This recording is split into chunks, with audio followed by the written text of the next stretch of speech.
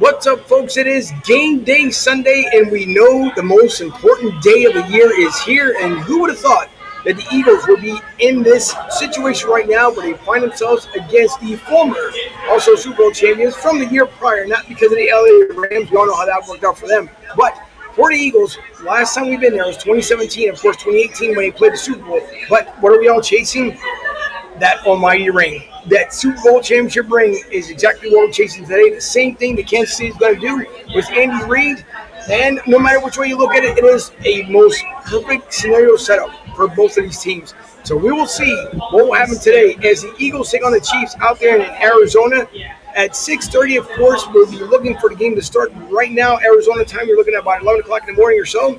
So they have quite some hours left before everything is started. We are live here at Tampa Joe's in Tampa, Florida, 9316 Ennis Road. Eight hop, skipping a jump from the airport, as I say all the time. Of course, I can't thank Mike Goodwin enough for being a sponsor of the show many years running, and now he has re-upped with us again. So I can't thank Mike for everything he has done throughout the years.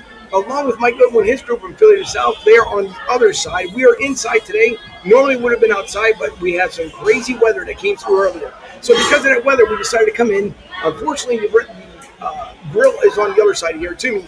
Extremely hot, but nevertheless, somehow I know they'll stay cool, but I do feel the AC finally starting to kick on here. So lots to get into today and a flashback. I don't know how he's feeling.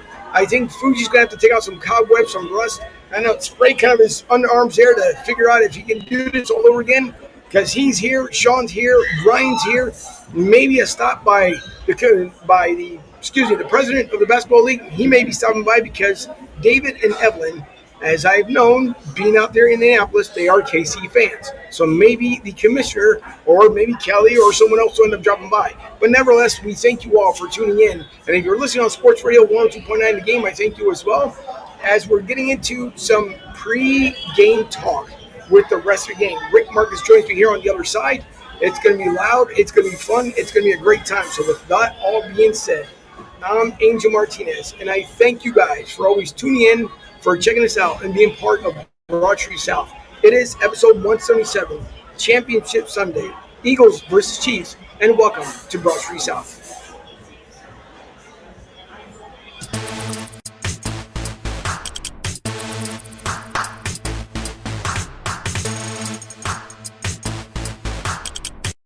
Let's take a look. I already hear Ryan giggling in the background, so let's take a look and see if we can get the man, the myth, the legend himself fired up.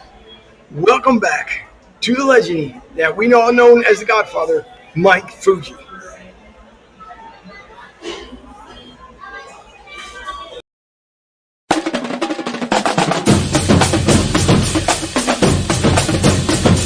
Everybody back on. Give me 1 minute. It didn't switch over the way I wanted to. It's Fuji.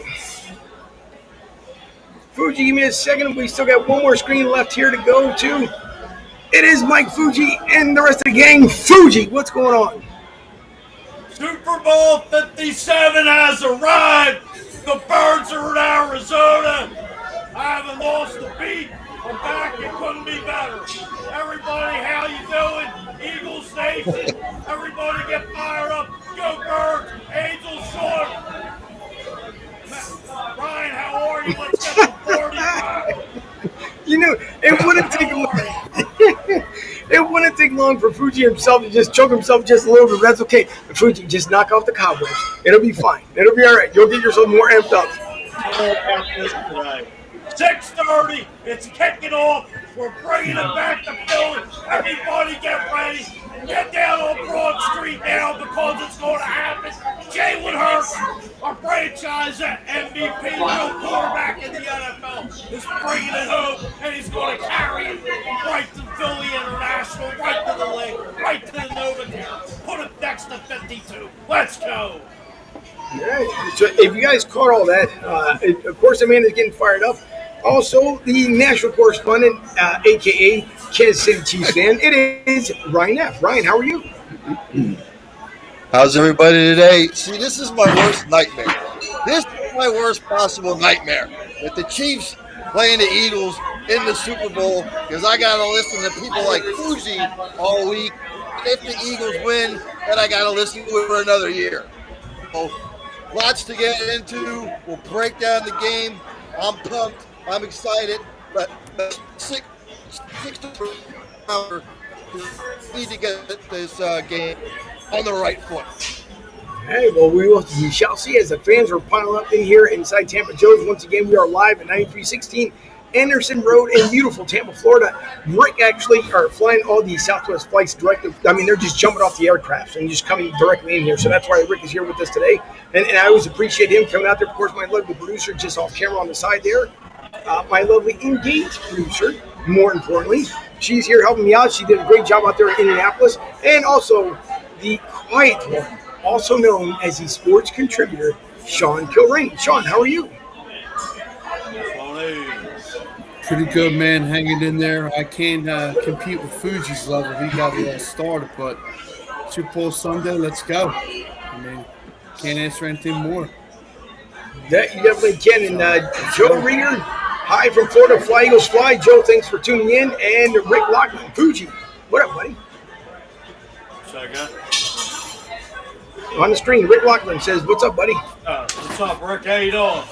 Let's get that Tampa Bay trip underway for 23. Let's already get that place right. Listen, we can't wait to see exactly what's going to happen here next year. Just imagine. All right, so backtrack a little bit. Only because the last time, obviously, the Eagles ended up winning the Super Bowl, of course, I came down here the following year to move down here to Tampa. So it's 5 years ago. 5 years, I can't even believe that I've already been down this way.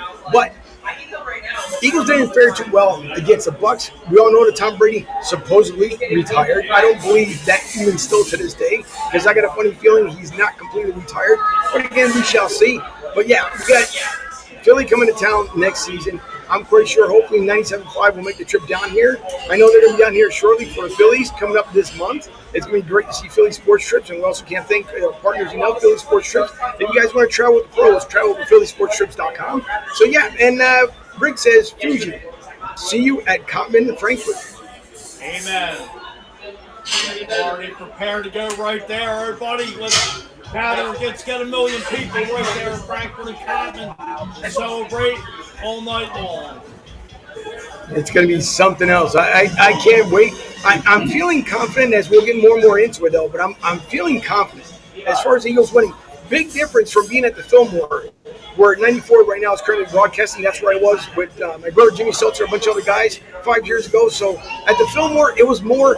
And Brian, you can add to this as well. Obviously, being a KC fan, as you build up the moments, the anticipation for the three of us that we're waiting for New England. It was just the heart attack waiting to happen because we already knew that something was going to go New England's way, no matter which way you looked at it. Thankfully for us, it didn't go that way in the winning. But those hours leading up to it, I mean, we still have, at least another 4 hours or so before kickoff. So it's still just the anticipation, hoping that the Eagles come out strong. Obviously, the same way with KC, they believe that, I feel bad for Patrick Mahomes, not as much, but I can't imagine how many injections he had today for that high ankle sprain. You can't tell me you're going to be 100%. And I hope he understands, Ryan, that the Eagles' defense is not going to go play two-hand touch like we saw with the ridiculous Pro Bowl.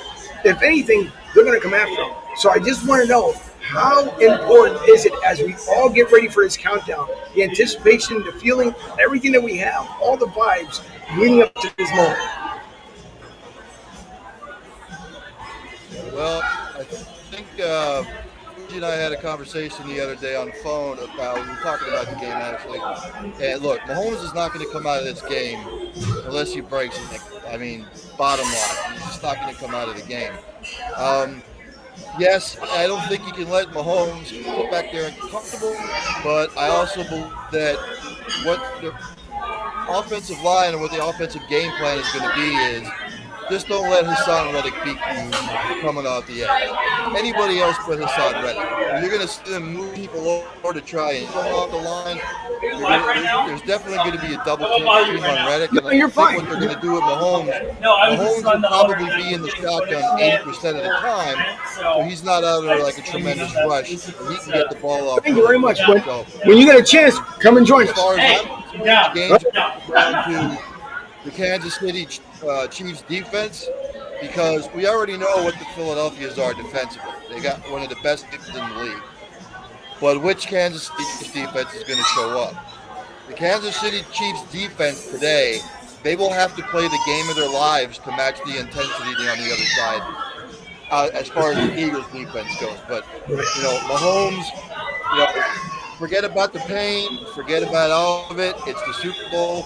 They're going to have to drag him off on a stretcher to pull him out of this game. All right, Fuji. All right, as Sean and I, Ryan and I talked, I think the Eagles stick to the same game plan what got you here. Run the ball. Don't stay away from it. I mean, you wore San Fran and the Giants down. Mix in a little RPO for Hurts. Keep Mahomes off the field, run the ball. And, hey, let Jonathan Gannon set the tone early with a sign, Reddick. If he can get in that backfield and sack Mahomes, set the tone early, and because Mahomes hasn't seen a defensive front like this. People talked about San Fran with Pretty Boy Purdy over there. He got cracked and knocked out. San Fran can complain all they want. It didn't matter. Purdy didn't even see a defense like this. I'm just afraid, those Kansas City backs with Mahomes' ankle, I think it's going to be a three-step drop, a lot of screen passes to Pacheco, Jared McKinnon, possibly Clyde Edwards-Helaire. So, it's going to be Gannon and Shane Steichen got to mix up with Dave Spagnuolo and Andy Reid. So it's going to be a chess match on both sides of the ball. I mean, you got great weapons on both sides. So, two number one seeds colliding like just two bulls going to go at it. A nice heavyweight fight coming today. That definitely is. Sean? Yeah, just to touch on base with Fuji said, I think Hassan Reddick's going to get multiple sacks against this Kansas City Chiefs offense. Andrew Wiley got a true test today. He's pretty sold out, giving up a lot of time sacks, and him and Orlando Brown on the edge, I think Hassan Reddick will have 2+ sacks, and you can't take nothing away at Pacheco and Jared McKinnon. They'll probably have even yards for them. That comment that I see is them for Kansas City, so it's going to be a battle. You can't take nothing away from Egyptian Mahomes, Just when you think he's down, he just throws these unbelievable passes, whether it's sidearm, up, down, whatever you want to call it. As you're saying, Sean, I mean, you can't take nothing away from their wide receiving core. Even though the Eagles, to me, I got a better edge, I believe, with the Slim Reaper and A.J. Brown. I mean, you got Valdez-Scantling, Juju Smith-Schuster, Skylar Moore. I know Miko Hardman's out for the game, but you can't take Mahomes lately and anything, because he can find a way to beat you somehow. That's why you got, you can't just pressure him. You got to hit him. Like, here's my thing. The Eagles came out against the Giants and 49ers and played physical at the line. You just got to beat them down. Right. Just play physical. Wear them down. So Geraldine Postel, I'm hoping I'm saying the last name correctly. I'm sorry, Sean, give me 1 second. I hope I pronounced the name correctly, but Geraldine says she's watching the Chiefs. It's good. Listen, Chiefs fans, Eagles fans, we all know you're always welcome here on Broad Street South. So thank you, Geraldine, for tuning in. Go ahead, John. And just to touch base on what Ryan, you can't take nothing away from Chris Jones. He has 7.5 sacks this season, which is third most in primary defensive tackle. And the stat became official in 1982. So already record 8 pressure defensive linemen. So, Maine, I think, is up to the task as well as Mulata, whoever's going to be lining up against him to getting the Hurts. As far as Chris Jones, I mean, The music coming from the bar had side. 15 and a half The music sacks. coming from this side, the bar The side. Eagles having 70 sacks compared to the Chiefs' Crank it down 55. just a little bit. I mean, My thing is, maybe Ryan can answer this. Is Chris Jones going to go up against Lane Johnson, or is he going to go up against Jordan Malott? Or will they rotate him on either side? I think the Chiefs are going to move him around wherever the best, defensive matchup, offensive lineman matchup is going to be. I think they're going to move. They're not just going to have him on one side or the other. They're going to move him around, let him roam a little bit. And look, as far as the Eagles are concerned, they're going to focus on Travis Kelce. Don't let Kelce beat you because he's their main receiver.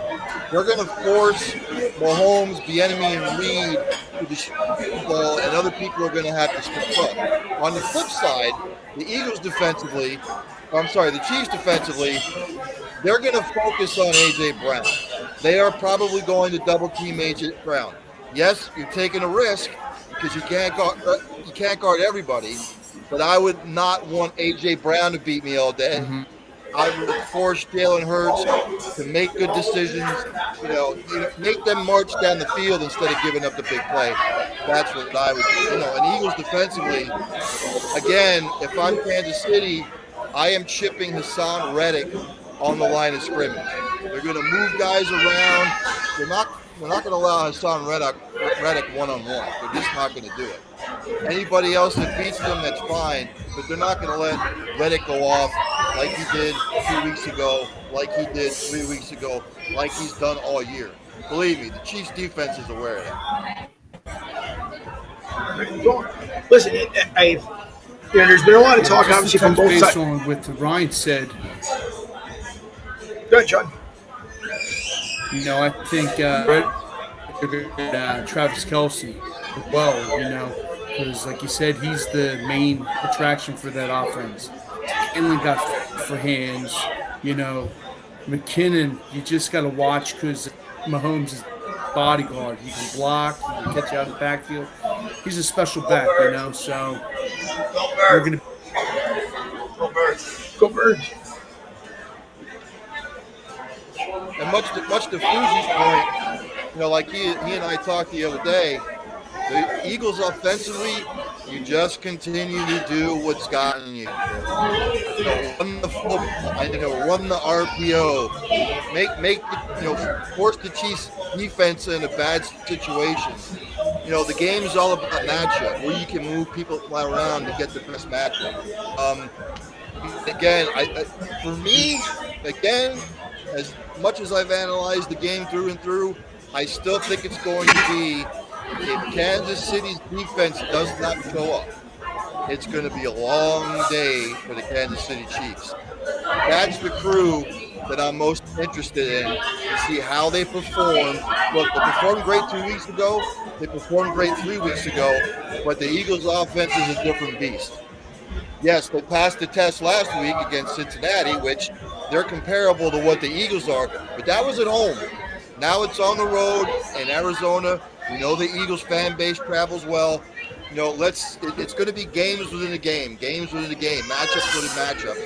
I just think if that unit comes to play, this will be a fantastic Super Bowl. If the Chiefs defense doesn't come to play, it's going to be a long day. I think so as well. And we had the fans filling in here. I had a high five for one of the Eagles fans ended up coming in. We'll get some crowd reaction here momentarily as everybody's starting to file in. So one thing I will say as we get back into the game here, if you guys have not been down here at 9316 Anderson Road, Tampa Joe's, if you're planning to come out here today and you're watching this broadcast, you might want to come down here early because this place gets absolutely packed. The problem is, as Fuji knows, when you guys were back on Cottman Avenue, everybody was hanging inside the bar. That's great, and that's wonderful. You have also people outside. Now, for those who parked next to the barricades, you might have, put your cars back a little further because the wind has been knocking down the barricades a bunch of other times. But if you're planning on coming down here, you should come down here early because the restaurant side will be packed. Outside, we have the tent, along with the live band. DJ showing up here momentarily. So we were expecting, I would think, about a good maybe 1,000 folks flying through these doors at given one point or another. As the day goes along, there'll be a lot more people filling down here. So again, you're from Hillsborough County, Pasco County, nearby over there with Grady Judd County. Come on down to Tampa Joe's. You're an Eagles fan, you're a Chiefs fan, because obviously the Chiefs will be playing here as well on the TV. But take the time, come down here, and if you guys are going out anywhere this evening, and whether it be in Philly, anywhere around the world, please do not drink and drive. Hand the keys over to a friend who's sober, and or get Uber and Lyft before you get pulled over. So just there's a mention there because I want to make sure that everybody arrives alive. Right? We all want to celebrate on Broad Street, but we want to make sure that we arrive alive. Not at Cheese Kingdom. We want to celebrate not on Broad Street. So getting back to as far as the games and the strategies, everything that's going on here. We've seen one Flyers fan. Oh my God, he's probably the most bravest guy in the place. Rick, look right behind you. Rick talking here, apparently. At least his jersey. He's outside. No, not hardly. It'd be nice. He's probably over there in Arizona more than anything else. But no, listen. We know it's getting closer to game time. We know the injuries have come around. There's been also word that the Chiefs, as they arrived in Arizona, there's about 15 to 20 guys who are starting getting sick. I'm not too sure what it was altogether. It could have been maybe the bird flu. I'm not too sure. Pun intended there.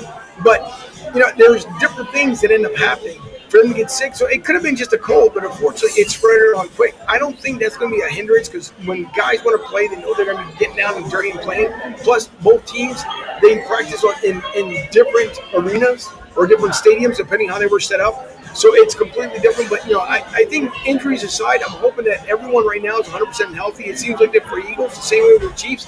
So, Fuji, I'll throw this your way. When you're talking about the battle of the defense between the Eagles and the Chiefs, does it seem like to me that the Chiefs, let me take that back. Don't get too excited there, Ryan. Do the Eagles have a much better defense than KC right now? I think on paper I would definitely say, yeah. 70 sacks. The Bay Eagles got the best defensive line in football. The secondary, second to none. Chauncey Gardner-Johnson leading the NFL.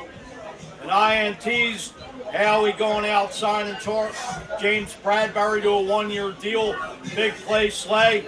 Reed Blankenship has stepped in while Chauncey Gardner-Johnson was injured for 6 games.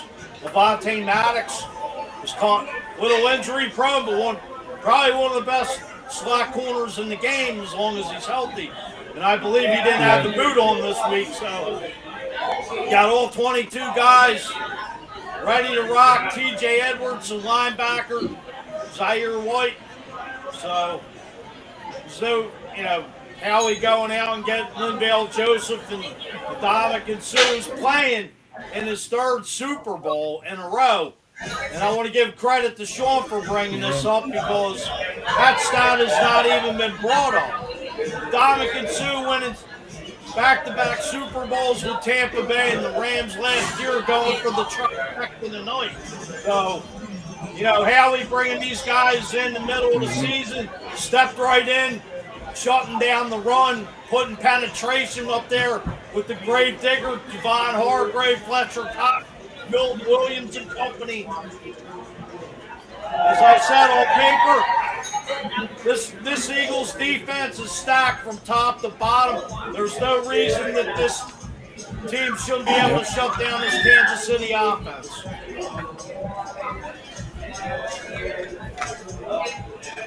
I couldn't agree more. You're right. With the front line, it's a revolving door, like I've always said, Fuji and Angel.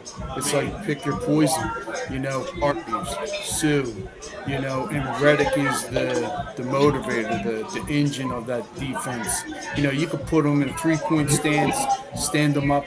He's just a game changer. And, just like Ryan said, that's you're going to have to focus on, unfortunately, but all day, I think he's going to have a feast day on Wiley, like I said earlier. And maybe Fletcher Cox and BG go out with a bang, with a nice sack or a forced fumble. And even Sweat. Everybody's forgetting about Josh Sweat, but he brings it too as well. And on a positive note, Reed Blankenship, like Fuji said, what a key addition just to fill in and, do what he can do. He's a pure tackler. He's made some key plays, that one key interception, and I'm just looking forward to a good game. I don't want a close game. We'll see what everybody has to bring. On paper, the Eagles have a way better defense. Statistically, they have a better defense. one of the things that I took a look at is the Eagles are first against the pass. What does Kansas City do? Throw the football. On the flip side, Chiefs are fantastic against the run. What do the Eagles do? The best. They run the football. Right. So, game within a game, something gives sooner or later they play this football. 49ers thought they were going to stop the run 2 weeks ago against the Eagles, but let's face it, Brock Purdy got hurt. They had, they had no leader. At quarterback, they were down using Christian McCaffrey as quarterback for Christmas. So, again, on paper, statistically throughout the year, Philadelphia is a way much better defense than Kansas City's is. So again, we'll see what happens. I've heard people talking about special teams. Well, as far as special team efficiency, Kansas City's first, the Eagles are third. So it's a chalk there. So again, if Kansas City's offensive line can just slow Philadelphia's front seven somewhat, or if they use their aggressiveness against them. We all know how Andy Reid likes to run screen, whether it's to the backs, whether it's a wide receiver screen. And Kansas City, are they going to focus too much on the run, trying to stop, Sanders and Scott? Or are they going to do what's best and what got them there? They forced Joe Burrow into making 2 stupid mistakes a couple of weeks ago. So believe me, the Chiefs defense is aware of the RPO. Mm-hmm. Joe Burrow runs a little bit of RPO, but not much. So I guarantee you the defensive game plan as far as Hurts goes is thick as spam. But, much to everybody's point, well, of course, the Eagles have a much better defense than what the Chiefs do. Well, to bring in another point, he's activated Greg Ward and Aaron Saposis, if I'm saying it, the punter and wide receiver. I think you're going to see Greg Ward probably return some kicks or punts, whatever it may be, due to hamstring or strain, depending on the severity of it. But all in all, it should be good. Gooch? Oh, as far as the special teams is concerned, Britton Covey's been battling a hamstring issue, so that makes perfect sense to activate Greg Ward. But to me, actually deserves a shot in the Super Bowl because Greg Ward's been here for 5-6 years and has had great hands over the years. Yeah. A little underrated. So I'd rather see him back there than Covey. So, one thing, as you were saying, Ryan. Some nice returns. Right. Ryan, as you were saying, the guy that I'm concerned about, or 2 guys kind of concern me in this Chiefs offense is Kadarius Toney and Skylar Moore, because let me make it a 3rd guy. Pacheco. The guy's a Swiss Army knife. The guy came on the second half when Clyde Edwards-Helaire went down. And I think as great as this Eagles defense is, he could be an X factor on that offensive side of the ball for the Chiefs. Can you touch on that a little? Well, what I'll do is I'll harken back to, I'm showing my age now, going back 25 years when Steve Spurrier was the coach at Florida, and he's consistently lost to Bobby Bowden. And during the 1996 season, they played one another, and Spurrier stuck Danny Werfel under center a lot, and Florida State killed him. So when they played 5 weeks later in the national title game, Spurrier's response to that was 90% of the time, Danny Werfel was in the shotgun, and he picked Florida State apart. You go take a look at the guys that Florida State had on defense, it's amazing. I think because of his ankle and because they know how aggressive that the Eagles defense can be, I guarantee you Mahomes is going to be in the shotgun 80% of the time tonight.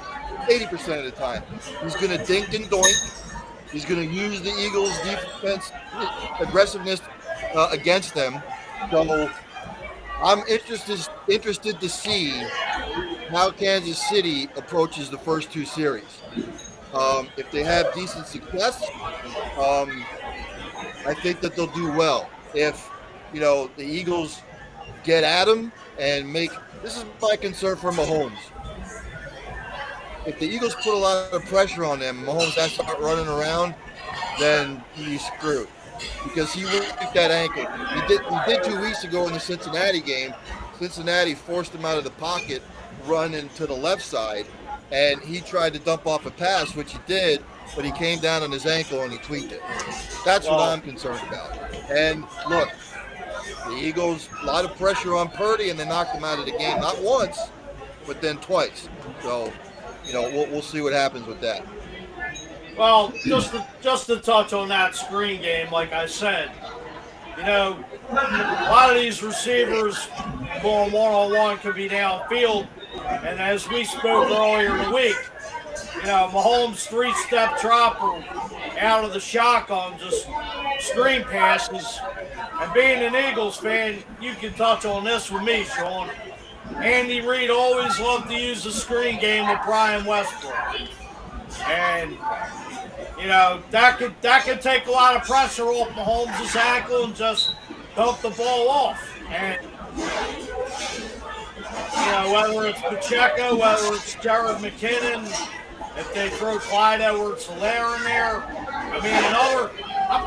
I want to dive in like the guys like Pacheco, Skylar Moore, like the guys. It's always the unsung heroes of a game that rise to the top like the cream. Yeah. That always come out of nowhere. And that's why I said, you can talk about Kelsey all day.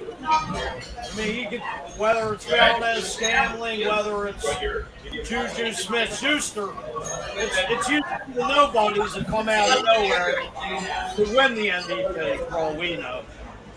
And, like I said, my main concern with our defense, the Eagles ranked 21st against the run this year. To me, that's their Achilles heel. So I think my thing is, I think the screen game or the Chiefs' running game, could break that defensive line. So that's just my take, Ryan. Looking at it from all angles. I'll say this. I know a lot of people are on the Eagles today, and rightly so. They've had a fantastic season. But you go look back at the Eagles in the middle of the season. They barely beat the Colts. They struggled with Jacksonville. I'm just taking a look at the schedule. They beat Green Bay at home, but they struggled with Aaron Rodgers a little bit. And it just seems like, when teams against the Eagles can set up the pass off of the either play action or running the football, look, the Chiefs are going to have to run the football. There's just no way around it. You can't throw the ball over the yard and expect to win. You have to keep the defense honest. So it's Pacheco, it's McKinnon. Look, it's the Super Bowl, Fuji and Angel. You got to empty the tank. And I expect both teams to empty the tank today. And that's why I think it's going to be a great football game. But Fuji, do I expect Reid and Bieniemy to run the screen game and use the aggressiveness of the Eagles against them? Yes, I expect that because I know Kelsey is their main receiver. This is where Tyreek Hill, not having him, really hurts. I know Skylar Moore, he's going to have to step up today. He's like the Quez Watkins receiver for the Chiefs as to what Quez Watkins is for the Eagles. And like I said, you can't rely on your stars all game long. There's going to have to be, secondary players that are going to have to step up this game because each team is going to focus on what they do well. That's it. Eagles take away Kelsey. All right, Mahomes, beat us with other people. All right, we're going to stick a spy on Hurts. RPO. We're not going to let you just, roam around and just get comfortable running the RPO. And I know Spagnuolo likes to blitz in inopportune times, but you can't just let Jalen Hurts sit back there either. So. No, you guys are absolutely right in all points you're saying. And Sean wound up joining us here a little bit later on. He had to run, take care of a couple of things. But Joe Pino, thank you so much for tuning in, along with Dylan, who wants to just kind of keep cracking jokes and everything else. But he says this time, do you feel that this could be the most underdog version of the Chiefs in their three most recent Super Bowls, with the receivers that they had to rely on and some of the other players have to lose some big key pieces? That's a great question by Dylan, because it's absolutely true. So listening to some of the stations, obviously, as Super Bowl week has gone on, we've had a lot of guys out there on Radio Row, and you can hear everybody talking about it as far as what the expectations are from the Chiefs. They're also saying that the Chiefs have much more experience than the Eagles do. But, we got a couple guys as well on the squad that was just there 5 years ago. So it's not like, yes, Jalen Hurts, and I want to remind everybody, as my producer and I were talking about this along with Rick, is that just this time last year, how many people had given up on Jalen Hurts when I said that it's okay, he's going to do much better? And what ended up happening? Turned things around, right? So now everybody's riding this big major horse from Jalen Hurts. But what's going to happen? Now he turned around, and then God forbid they end up losing this game. What's everybody going back to? The Philly faithful. Oh, he's a bum. I knew it. See, you guys, see what's going to end up happening here. So it is a complete different team from where the Chiefs were. Dylan's question, as far as where the Chiefs were with the three previous Super Bowls, because they had Tyreek Hill, who they lost to the Miami Dolphins. So there was a lot of things that have gone on with the Chiefs. It's not entirely the same team. But Andy Reid, we all know that he's got trick plays. We know that Andy Reid's very tough. He's not going to give up. He's not going to throw in the towel. And who's to say if KC wins, does Andy Reid decide this time around to say, you know what, that's it, I'm 1.2, I'm done, I got nothing else to prove? The most winning coach ever in the regular season, and we all joked about it in Philly before winning his first big game, that if there was a thing called the championship division champs, then Andy Reid would be it. But now you're talking about something completely different. Or you have Nick Sirianni coming in here in 2 years now in the league, which a lot of people said, where did this guy come from? How did he get there? And Nick has brought himself, just like Doug Peterson, when Doug had the love and respect for these players. Nick Sirianni has done the same thing, except for he's added a little different element than what Doug Peterson did. So, and we know that obviously one of the offensive coordinators looks like could be the head coach of the Indianapolis Colts, and we'll see. We'll talk about that in a little bit. But it is. And Brian, I guess from Dylan's question is, we do see two different Chiefs teams here. Again, short 3 seasons ago, being at the Super Bowl and watching and seeing what they end up doing, even from last year, from that matter, this is a completely different team. So do they have enough weapons to beat the Eagles? Well, if you remember 2 years ago, when the last time that the Chiefs were in the Super Bowl and they played the Buccaneers, Mahomes got hurt that year too. And he wasn't 100% in that Super Bowl. And the Chiefs' offensive line back then was a mess. They were decimated by injuries. The Chiefs had beaten the Buccaneers. Everybody remembers the Tyreek Hill wave, bye-bye to the secondary. And they got their asses kicked. I mean, let's be honest. They just did. They were decimated. What are you going to do? I thought with the loss to Hill going into this year, that it was just going to be too much to overcome. This team has overachieved, in my opinion, this year. I am pleasantly surprised. Don't want to see them lose today. But like I was trying to make the point earlier, you can't rely on Travis Kelce all game long. Scantling is going to have to step up. Skylar Moore is going to have to step up. Juju Smith-Schuster is going to have to step up. McKinnon, Pacheco, all these guys, again, it's the Super Bowl. You've got to empty the tank. You've got to use what's at your disposal. And this defense was probably more talented 2 years ago than this defense is. I hear the Chiefs talk about, this is the closest, team that Andy Reid's ever had. Well, that's going to come into play today, because when you get punched in the mouth early, if that happens, they're going to need that closeness. So 2 years ago, offensive line wasn't as talented. This year, offensive line is not on the Eagles level, but they're a talented offensive line, or they wouldn't have gotten to the Super Bowl the way they did. So, Yeah, so we'll see what happens today. But again, I feel bad for Mahomes, man, because again, 2 years ago he got hurt in the regular season, and he went into the Super Bowl not 100%. And again, today they didn't take him out 2 years ago. They're going to have to take him out in a stretcher today. So we'll just see what happens. It's just been a lot of Philadelphia Eagles talk this week, and I'm sure they're going to use that as on your locker kind of statement and stuff like that. But again, you just hope it's not like a blowout. Everybody wants to see a fantastic Super Bowl. Just like last year's Super Bowl was a mess. So you just hope it's a competitive Super Bowl, and whoever wins the game wins the game. If the Eagles win, I'll shake their hand and say, "Good season, good job." Yeah, I know everybody's calling the Eagles, including myself, but in the grand scheme of things here, it's, Andy Reid only scripted his first 25, 30 plays. And, being an Eagles fan, you're all too familiar with Big Red. I mean, I think the problem was with Andy Reid in Philly, he wore too many hats.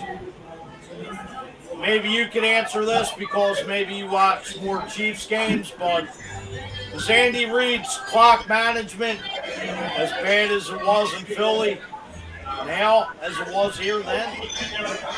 I think what concerns me with Andy Reid is, not the conservative approach. What scares me and with him and Bieniemy is they get too cute at certain points to the game. They just get too cute and they start out thinking themselves. They start getting way too funky with the creativity, just like them, hopping around in a circle and then coming up to the line and, trying to do a shovel pass, or they're trying to run trick plays. As far as I'm concerned, I was always told when the other team starts to run trick plays, they're concerned and they're worried. And that's not conservative Andy Reid, but too cute Andy Reid is what concerns me throughout games. They did it a couple of weeks ago. They tried to get too cute, and it almost bit them. And that's what concerns me about. I think if Andy Reid wins this Super Bowl, I think he's done. I think he'll retire. He'll ride off into the sunset. He's got nothing left to prove. The man's made what? He made 5 NFC championship games with the Eagles. He's made 5 straight AFC championships with the Chiefs, and 3 or 4 this is his 4th Super Bowl appearance. He'll be 2-2 in Super Bowls. He's got nothing left to prove. He'll give it up. I think that's what Bieniemy's waiting for now, and I think Bieniemy will take over as the head coach after this game. So, no, Fuji, I don't worry about the conservative Andy Reid anymore.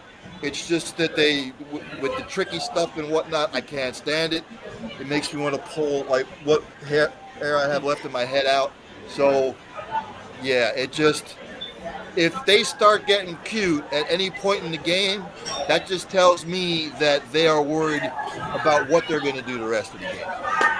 Well, I recall earlier in the season, I don't know what week it was, but Mahomes went off on Bieniemy on the sideline, and there was a big blow up, but then somebody calmed it all down. But now, would you say who's more with the trickery, razzle dazzle, whatever you want to call it? Is it Reid or is it Bieniemy? Or is it kind of like both? Bieniemy calls most of the plays all the time. Andy Reid will chime in, but it's mostly Eric Bieniemy. And I think there's points you can see Patrick get frustrated at some points in the game because he feels like he's telling them what works. This is what I'm seeing defensively.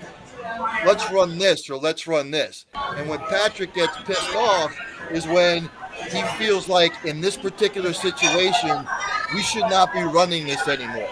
That's why it happened last year with Bieniemy too. They got into it. I just, Patrick's a quarterback. He's just like Brett Favre, Fuge. He's just like Brett Favre. He's a gunslinger. He knows what works. He thinks he can make every play. So, as long as Bieniemy and Reid do not get cute this game, I won't be as concerned. when they, like I said before, I hate to beat a dead horse, but if they start getting too cute, like I've seen the last couple of weeks, then they're in trouble. Because that really concerns me. And Dylan, as far as who comes in as KC coach, I think Eric Bieniemy is waiting to take over. So that's my own personal opinion. Not saying it's going to happen, but he's been there forever with Andy Reid now. He is a good offensive coordinator. I think he is the next head coach of the Kansas City Chiefs. Now, when you say, just from your standpoint, if, for Bieniemy to take over, is that rumors coming out of Kansas City, or that's just your own personal opinion? That's just my own gut. It's just my own gut feeling. I don't know what it, I don't know what it is about why he has not gotten a head coaching job, because I know he's interviewed for a ton. I don't know if he just doesn't interview well. I just don't know if people just don't have the confidence in him. I mean, I don't know. But, I've seen a lot of stuff come out today that if Andy Reid stays, then Bieniemy will be gone, especially if they win the Super Bowl. I just don't see, if they win the Super Bowl today, I don't see Reid continuing. I think he's just going to ride off into the sunset. So, we'll see. I mean, I've seen stranger things happen. I'm still waiting for Tom Brady to come out of retirement for the second time. So, I wouldn't put it past anybody anymore. I mean, not to get on the Tom Brady situation, but I believe he's not going to retire after what he said the other day, as far as talking about he'll be ready to jump in the booth in 24. So, to me, that just has, I'll be right back with whoever gives me the best offer, whether it's Miami, the Raiders, going back to Tampa Bay, wherever. I think Tom Brady plays in the 23 season. I think he's getting like Brett Favre, and will come back, retire, come back, and the revolving door. And it's just like, with any fantastic season, you got two teams in the Super Bowl that are number one seeds, and you already see what's happening with the Eagles staff. Teams are requesting to talk to X, Y, and Z. When you have a successful team and people take note to it, they're going to start picking people. Let's look at your defensive coordinator over here. Let's have an interview with him. It's hard to keep a staff together once you've had great success and you reach the mountaintop. So, we'll just have to. Tom Brady is done. I don't think he's coming back this time. I didn't think he was retired last year when he said he was retired. I did not believe any of it. This time around, I think he got beat up this year, and he got beat up really good. And can he still throw a football? Yes. But, is he Jalen Hurts running the football? No. He would, if he comes back next year, he is going to get hurt. And so I just think he's done. He also got hurt, too, because 3/5 of the Tampa Bay offensive line was pretty much. I believe their center was out a good chunk of the year or so, and then come back to the Dallas game in the wild card round. And I wouldn't be shocked if he comes back. I don't think he's done, but just my take. And let's face it, Tampa Bay's defense was not what it was in the past. No. Their defense was like mediocre at best this year. So, I just see if you turn light behind Rick, maybe see if it'll get better then. All right. Well, then put it back then. Angel, you look better like that. By the way, I want to correct myself. I said the Eagles were 21st against the run. They were 16, aren't they? The Eagles were tied for 16, for my mistake. Well, as you guys are getting into it, and as I'm trying to set a couple things up here differently, because unfortunately the camera that I have here behind me, as the action shot, I'm trying to get the folks coming in. As my producer's telling me, it's a little dim, so unfortunately it's not going to come out as clear as I wanted to. But then again, if everything kind of shifts a little bit outside, maybe it'll pick up a little more light, so we'll see. But you're talking about as far as Tom Brady, and everybody knew, right? Last year, he was quick to say that he was going to retire. He comes back. This year, he does the same thing. And I don't even know if the person, this is where people are nuts. Do you guys remember that? It reminded me about the sand thing. But you guys, who was it? The Major League Baseball player that had spit gum on the ground, and it was sold on eBay for $55,000. Do you guys remember that one? Rick, you remember it? Repeat that again. So remember, there was a Major League Baseball player, I want to say about maybe 10 years ago, where he was chewing a wad of gum, very popular player at the time, chewed a wad of gum, spit it out on the ground. A fan jumped over, grabbed that wad of gum, and sold it on eBay for like some, I think it was like $55,000, might even more than that, for a wad of gum that was in his mouth. I recall it. I forget who it was. I don't remember that one. Well, Rick is doing Rick might be doing research here for me. But so you look at, and the reason why I'm getting to it is, as Rick maybe he'll end up finding out the information, but the reason why I'm getting to it is because so you had someone with Tom Brady on the Miami Beach. They took the sand where he was standing at, put it in a friggin' vial, and then decided that they were going to put it on eBay. And the last I checked, it was up to like some $200,000. First of all, unless you're an Uber fan, and he could have went anywhere. He could have went to Hudson Beach. He could have went to Orlando, scooped up some sand, put it up on eBay, because who's going to say he actually was the one that grabbed it from them? So to me, I think it's funny that this guy, or whoever it is, they're trying to sell the sand that Brady stood on to do his speech for $200,000. But regardless, Tom Brady says that he's done it. Do I believe that he's done? Absolutely not. I don't feel like he's done. I don't, because it's shenanigans. We all know that Miami wanted him desperately. You look at Tua Tagovailoa, right? He's injured. Still, you took 3 concussions this season.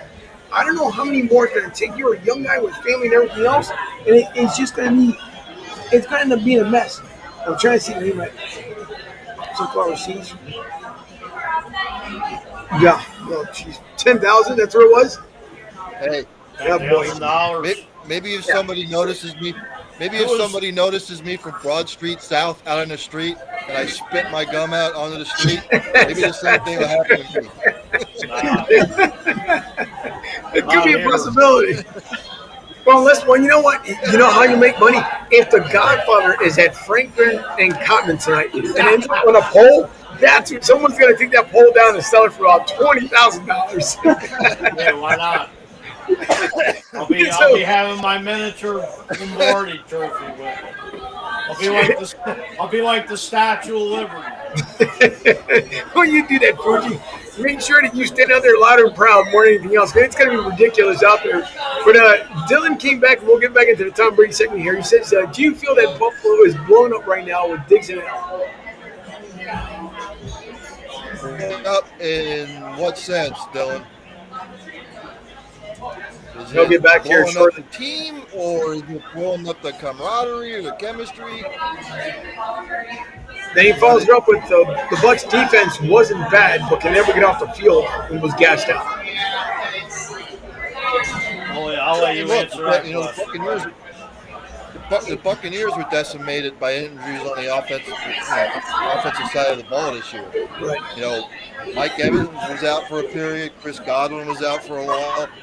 Leonard Fournette got hurt. The offensive line wasn't as good as in years past. So, hey, like I said, if Brady wants to come back and get his butt kicked like he did this year, and I've got a take on this, by the way. Jerry Rice played forever, and why do you think Jerry Rice played forever? Why do you think LeBron still in fantastic shape? Now the NBA leading scorer in the 10 NBA Finals. What else does he have to prove? Nothing. So Brady does not want any of his records broken, but with the addition of the 17th game, there's a lot of records that are going to fall anyway. So it's just, when the NFL decides to go to 20 games, blowing up in terms of chemistry. And Allen, hey, look, man, when you're a competitor, wide receivers are divas. I mean, come on, let's be honest. Look at A.J. Brown when they played the Giants. He pouted on the sideline because he wasn't getting the ball enough in crucial situation. when you have a star receiver, most star receivers are divas. Anyway, so we'll see. We'll see what happens with.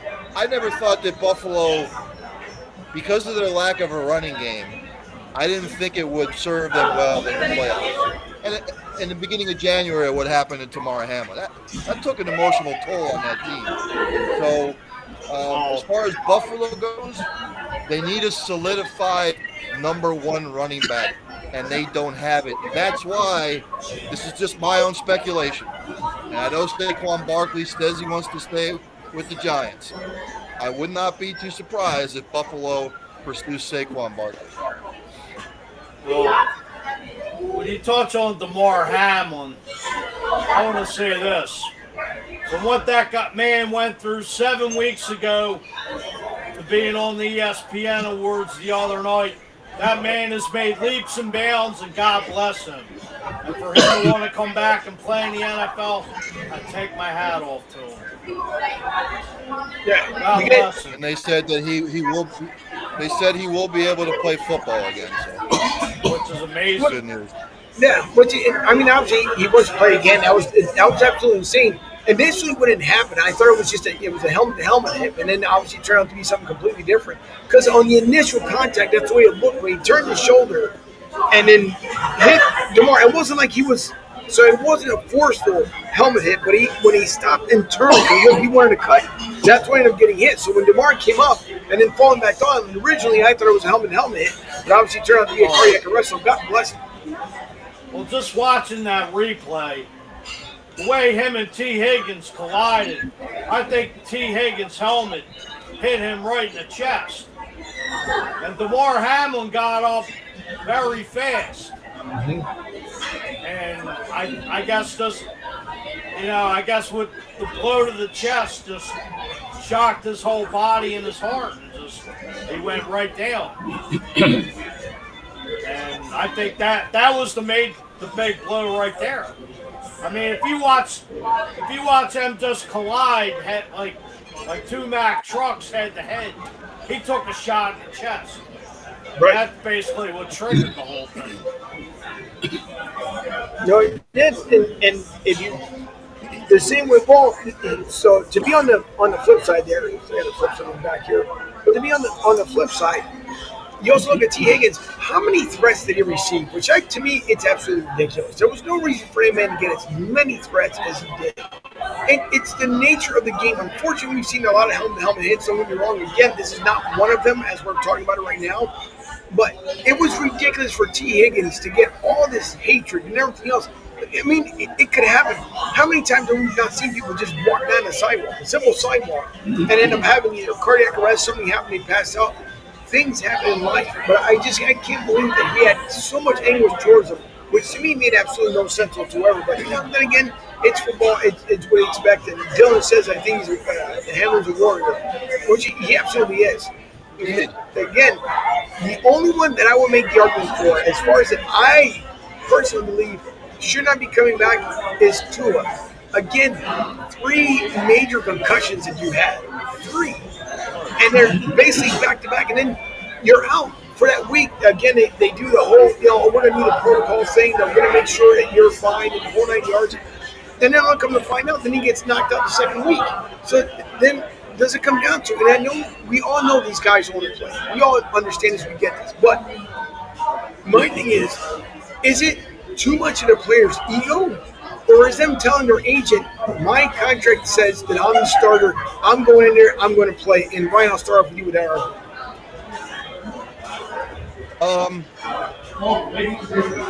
Oh God! If somebody came to you, Angel, and said, you got to stop doing the show because of X, Y, and Z, what would you say? It's not happening, and the only reason why it's not happening because the only time I will is when I said when I stopped doing fun. I mean, he's played football since he was probably a tyke. And the injuries are the injuries are always the wild card when it comes to sports. You just never know what's going to happen. Basketball players can break leg. NFL football players, their heart stops. You have no idea. I had a couple of concussions, and I went back and took a look at the film of how I looked. I am done. I'm done. Take the Warrior stuff out of it. Do you want to have brain damage, or do you want to be able to pick up your child and hold them so you can go for a walk? I mean, hell no. I mean, I played the quarterback position in high school, albeit not very well. But if I had a couple of concussions like that and they came to me and they showed me the film of what I look like, there ain't no way in hell I am playing football anymore. My health comes first. If you don't have health, you don't have wealth. So I'm not doing it. But some guys, we all feel invincible at certain points, whether it's us doing a show or you're playing sports, you're that good, you feel invincible. Nothing's going to happen to me. And when it finally does happen to you, it's like a shock. Oh my God, it happened to me. So, I'm sure DeMar Hamlin never thought that when he tackled T. Higgins, he was going to stand up and have his heart stop. So, if I'm Tua, I'm walking away now because I do not want to wind up with something more serious. All right, bud. In the grand scheme of things, too, you got to blame the Dolphins for letting Tua go back out there. Not only that game, that concussion, but the following week he had the second concussion in a row. You got to blame them as well. But then, if I were Tua, I would hang it up. His family, I believe, was. There were rumors in the media about him, his family telling him to retire, don't play anymore. But I guess it's easier when we're on this side of the fence as opposed to being the professional that he is. You look. I mean, not to shift gears, but look at Eric Lindros and his brother when they played hockey in the 90s. All the concussions. You get into the CTE thing, you look at Andre Waters had a mind of an 80-year-old man. He shot himself. Junior Seau did the same thing.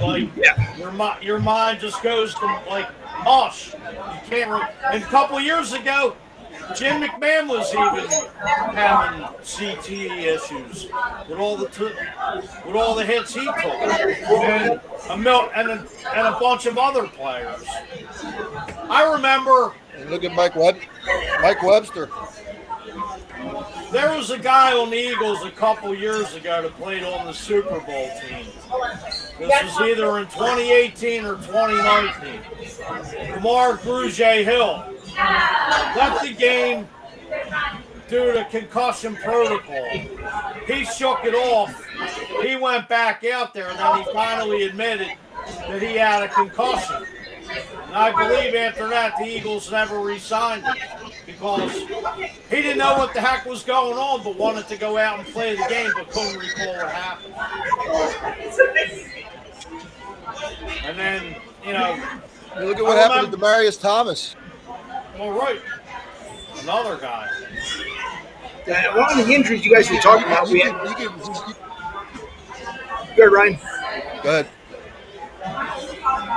No, I was just going to say, you can rattle off, tons of players, CTE. Go back and take a look at some of them, of how they're dead. Most of them are dead because they couldn't take it anymore.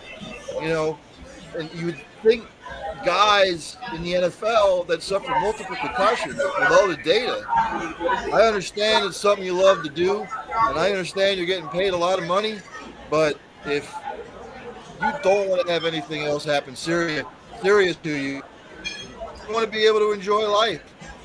You take a look at, guys that played in the 60s, 70s, 80s that didn't have, astronomical contract. They played the game most of the time for the love of the game.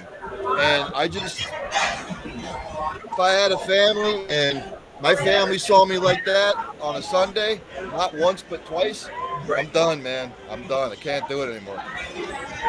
Well, listen, I flipped the camera around here because there was two gentlemen that walked in the door here. Philly fans, big ones, big Philly fans. But so Randall Cunningham joins me here on my right, your left, and then in front of me, both of these guys are probably styling profiling too much for me because the gear that these two gentlemen have on is beyond ridiculous. Best dressed. Well, what's up, fellas? How are you? Good, man. How are you? How you doing? Oh, that's it. That's it. Interview's done. I can't talk anymore because the man just flashes big watching me. Listen, that's all right. Okay, we might have to trade or something. So we'll see. Listen, fellas. First of all, your name is Antoine. Antoine. Angel, very nice to meet you. And Raphael. See, Raphael just comes on like smooth. Hold on. Who's I'm going to think about the 80s singer that came on. It'll come to me. The 80s R&B singer. It'll come to you. It'll remind me of. I'll be sure. There you go. That's exactly it. That's exactly it.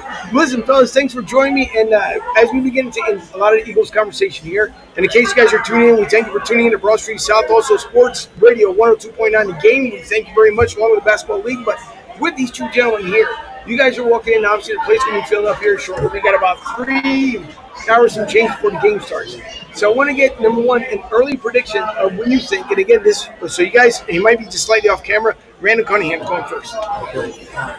For me, I think the Kansas City Chiefs, they are a formidable opponent. They really do have a respectable quarterback in Pat Mahomes. And I see a lot of people really not giving us that much of a shot. But I really don't see how they can stop our RPO game. Right? And us having the best offensive line in the game. Right. If we give Jalen Hurts time back there with our run pass option, he will hit you. Sure, we also are running. We're not seeing the Boston side.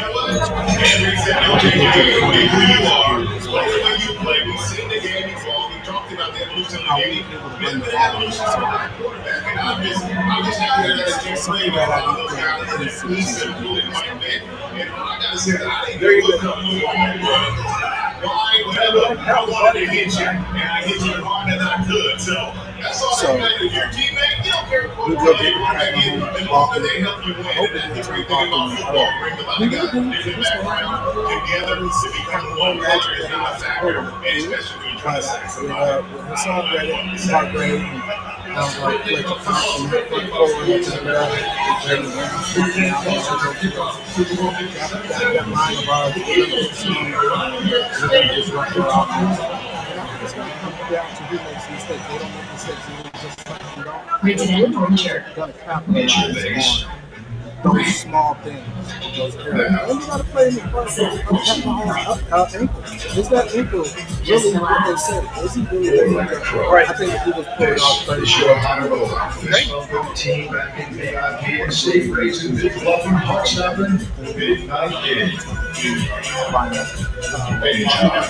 This is Vegas at your fingertips. We are free to play. It's cheesy, so crispy, nothing but toppings, and just $6.99. And number for two, price for one. Love it. Just $6.99. And service your safety is the only every 15 seconds, our professional monitoring agents receive a call from thank you, sir, for protecting surgery. Exclusive service.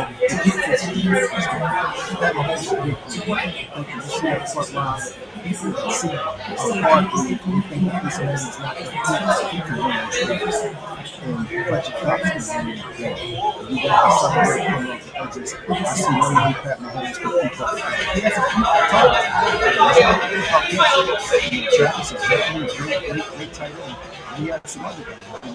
Some other shooters, stepping up. But I think that our offense and our defense is nobody's dream. We've proven that tonight.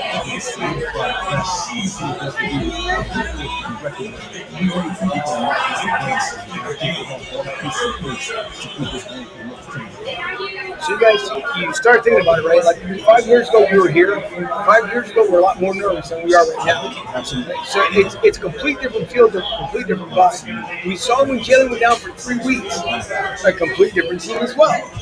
And you would see normally Minshew comes in, right? He's just full of confidence. He was good. I don't know what happened in those 3 games when Jalen was hurt. So the big thing tonight would be obviously Jalen needs to stay healthy. He needs to keep playing the way he's been. That O-line has been a good protective line for him up front, and he's been able to sustain himself in the pocket a little bit longer. Could he release the ball a little bit earlier? He probably could. Right now he's averaging about 3 to 6 seconds on releasing the ball. But if he doesn't, that his feet and legs work. No one other than the Eagles does it better at 4th and 1. Why? Because they get down so low and able to push that line forward. His spot 600. Right. So we talked about, and you guys were just talking about right now, like Jalen Hurts. If you guys remember last year, how many people, we mentioned this earlier in the show today, but a lot of people gave up on Jalen Hurts last year. Right? So now you look at those same people, and you're waiting, because there's people in the reserve in the background going, oh, we can't wait. We just can't wait until something happens. What's going to end up being the cause? What's going to happen with Jalen? Because there's Jalen haters. No matter which way you look at it, there's Jalen haters. Dallas, this is for you, Dallas fans, because we know that you tune in and you guys like to hate. But regardless, we know that Jalen has come a long way from last year to this year. During the offseason, he took the most workouts out of any QB because he wanted to upgrade his game, and that's exactly what he ended up doing. So that was the most important part of this season. So I want to get, because you guys were coming late into the show here, I'll start with you first to see Jalen Hurts. How many people actually believe now that he went from, they didn't even talk top 20 last year. They had him like 50 at best. Where do you believe that Jalen ranks this season?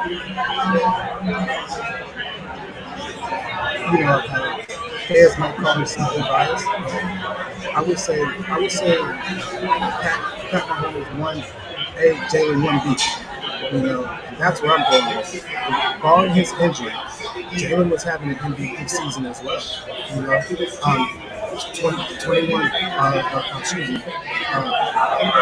The rushing attack by him with his legs, able to throw the ball as effectively. They said he wasn't a deep ball thrower. They said he wasn't a threat downfield. They said he couldn't throw it back over 20 yards. He's proven that all the time and time again. And so for me, Jalen is, if you swapped out him and Pat Mahomes, either way it goes, I'm not mad at either one. 1A, 1B, if you want to put Jalen 1A, 1B. But Jalen is right up there, right with Pat Mahomes. The turnovers, something like 6 turnovers all year, something like that. So to what, 21 or somehow touchdown, 35, 30-something total with the legs, 21 passing. I mean, like that, those are just remarkable numbers. Close to 4,000 yards passing. So the silence for all the doubters, if you ask me. And you know what? He's still hungry. Like, he's not satisfied with NFC championship. He's not satisfied.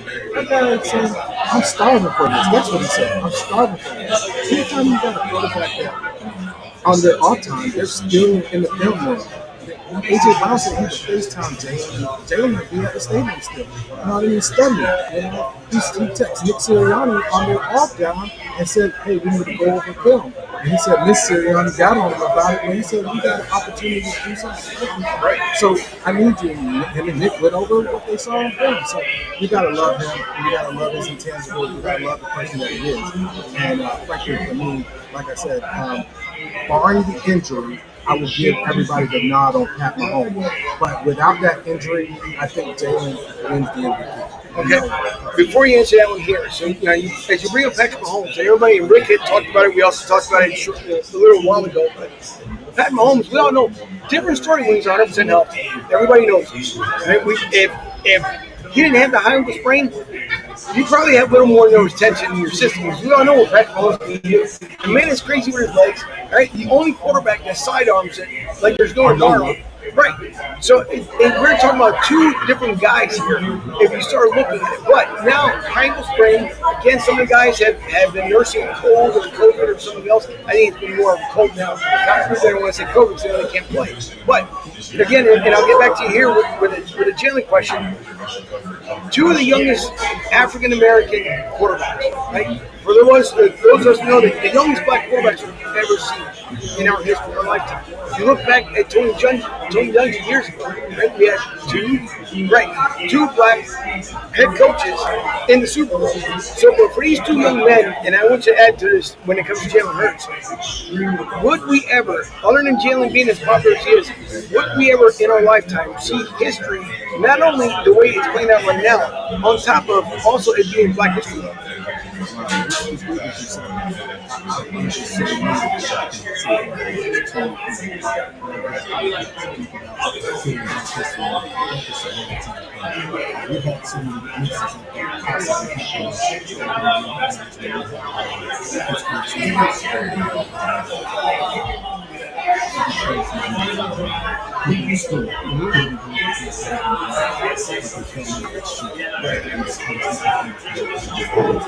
They still got this shit and I'm also going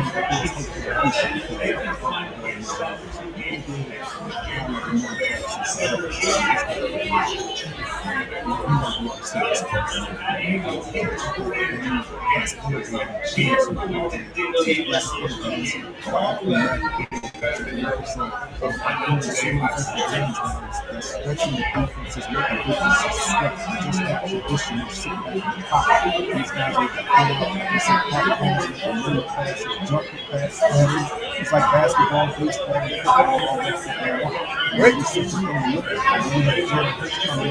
look at his ball, how he throws such precise. I have never seen, especially this year, an incomplete pass. And even an incomplete pass is because he's putting his ball on the money so well. So I think that with his course, attitude and the way that he's just moving forward in the league. I see Jalen Hurts representing the NFC East for the next 7 years. And as much as we hate to talk about the Dallas Cowboys, Dak Prescott actually is another good quarterback for him. You need to fix some things in his mechanics and maybe trust his receivers with the ball and maybe hit the we don't even see that much of himself because he's going to just give him a shout out to him as a black quarterback. We don't see it. So we're not going to switch it to see it. And that, I think, we're going to have to get things on the next box so we can really see the John Hurts. I think he's just so good. I never see him rap. I don't see him getting injured and getting hurt. When he gets hurt, he bounces back. He makes it right there. When he was on the game, we were totally different team. Without Jalen Hurts, as good as the Philadelphia Eagles are, because I want to make a point to the gentleman that laid the comment with the Dallas Cowboys. Michael Parsons, yeah. Someone asked him, was it the system or was it the quarterback? And he clearly still mistaken, still it's the system and not the quarterback. Well, Parsons found out that it was the quarterback. Because without Jalen Hurts, there is a team totally different. Mr. Jones, right back to the way we were doing before that. It was 38-7 victory. We took care of San Francisco 31-7. So I'm looking at another high game tonight. Two great points, right? Because the Ravens, we know, and we've seen with the Ravens, they still don't know.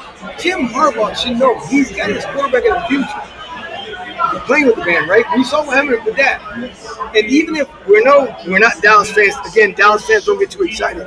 We're not Dallas fans, but Dak needed to get paid, right, to show exactly what he's worth. Now, do I blame Dak for absolutely everything that went wrong with Dallas? No, because to me, Mike McCarthy is not the coach for the Cowboys.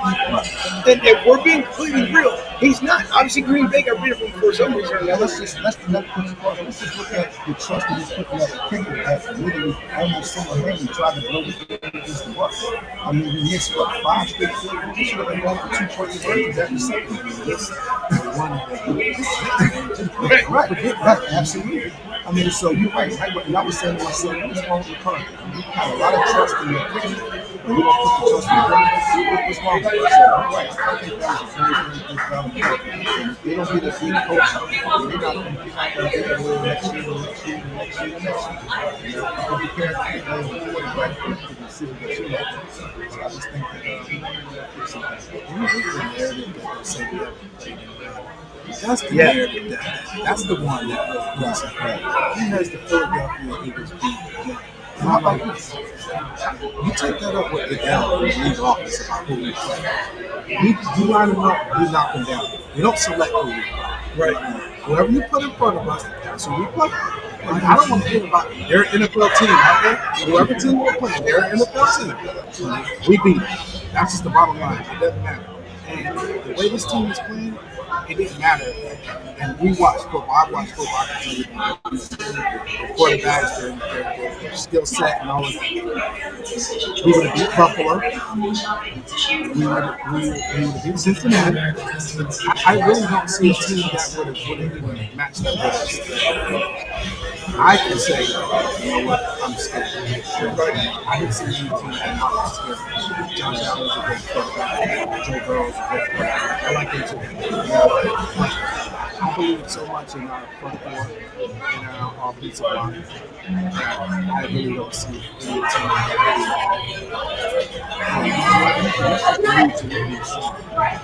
I was listening from the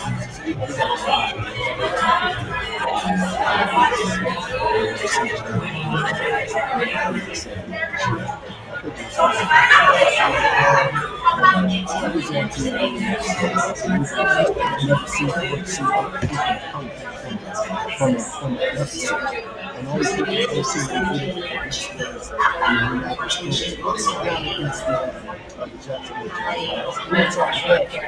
why are we going to see him if he's from behind? He's not used to being from behind. He's dominating. So if you're dominating teams from the beginning, what is what Jalen has to do? Give himself up, let his team in the opposition get a big lead so he can prove he can come back. If he's up 38-1, 37, and 30, 12, what more can you ask him? His job is to go out and win games. He's winning games in huge numbers. So let's stop talking about what you think you can do. I think he showed a lot of what he can do as far as playing from behind and the bench. In my opinion. Let's play him. They came with that. Big group has chance to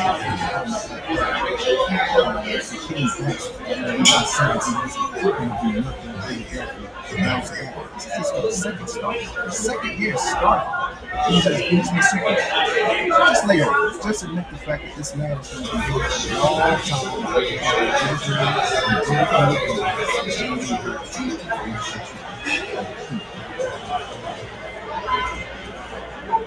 If I had extra mic, I'd throw it down because there was a mic drop there. It sure was, and that's a good one. And it's all valid points. It's actually true because a lot of people, truthfully, give up on Jalen. Right? Transfer schools showed his worth. And it's still to this day, he doesn't say it by all means whatsoever because you look at Jalen works a lot as far as what his game says. That's it. He doesn't talk himself in third person. He doesn't talk about himself as I. He always talks about what his team does. And the difference there too is, and don't get me wrong, Doug and Nick had a combination when it came to the playoffs and making that run because we all know Nick, great quarterback as far as when it comes to the playoffs. Regular season, not so much. He's like Corey Devers. You guys remember Corey Devers? Right? Corey was very fragile. But Corey gave it all his heart, no matter which way you looked at it. And Corey he went into beast mode. When he needed to play, he needed to do so. The only player also that had, John Harbaugh, where he had very khakis, he could take a notebook, his toothbrushes, and that's all you could take with him, right? But you look at Jalen, because you're absolutely right. It's his second year. It's the first time in his career he's ever started for the same team twice, in 2 years consistently. So now you take a look at it, and you hear a lot of NFL analysts and broadcasters, and they talk about him now, where because we got to the big game, as the season progressed, they talked about Jalen more, saw what he was doing. When he got injured, no one brought him down because, again, it was just one of those freak accidents. Landed on the shoulder, separated a little bit, but he ended up bouncing back.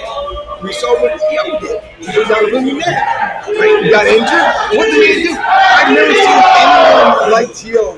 that had a major injury, got himself healthy, back in the Super Bowl. Didn't end too well, but we all know how that cheating scandal went out in Jacksonville. We just talking about that too. We talk about that all the time. That Eagles team, we had so much hope. We had so much potential.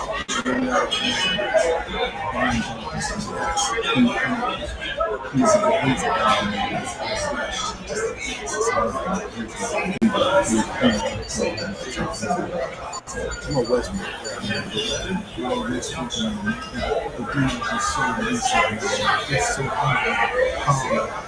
Jeremiah Trotter. Good country. And I'm going to tell you, remember we started with blocks about like 7 years back. He came into his own. They played Reggie Bush out of piece of I don't know if anybody remember that hit, but he took Reggie Bush. They still won that game. And Reggie Bush could care that one. Those were the teams that also in my Bush is 2010 season. Yeah. 10-6 that year. They won comeback player of the year. Yeah. With back McCoy, Jackson, Trent Cole, Grayson. That was a Chip Kelly dismantled the whole team. Chip tried to bring that Oregon offense down. Yeah, hurry up. He said, what did he say? Deshaun Jackson's in the game. Yeah. They don't have Riley Cooper. Right. How do you get rid of Deshaun Jackson? But Ryan Cooper saying what he said, right? Going on camera. And you talk, excuse me, not to see here. What are you talking about? You can't, as an Eagles organization, and you know the fan base, it doesn't get more blue collar than Philly. It really doesn't. Other than maybe Chicago, it doesn't get any more blue collar. New York, I'm not even talking about them. They do their thing over there. But you don't get rid of Riley Cooper, then you keep him around. But you got rid of D-Jack, and you said if D-Jack was in the game. Never proven. Just took a picture of some friends. Vic saying Riley Cooper. Vic was telling everybody to calm down. Like, he's all right, I got him. They're really good out there. I get what you're saying, absolutely. But I don't understand what's explaining why Chip Kelly had to get up.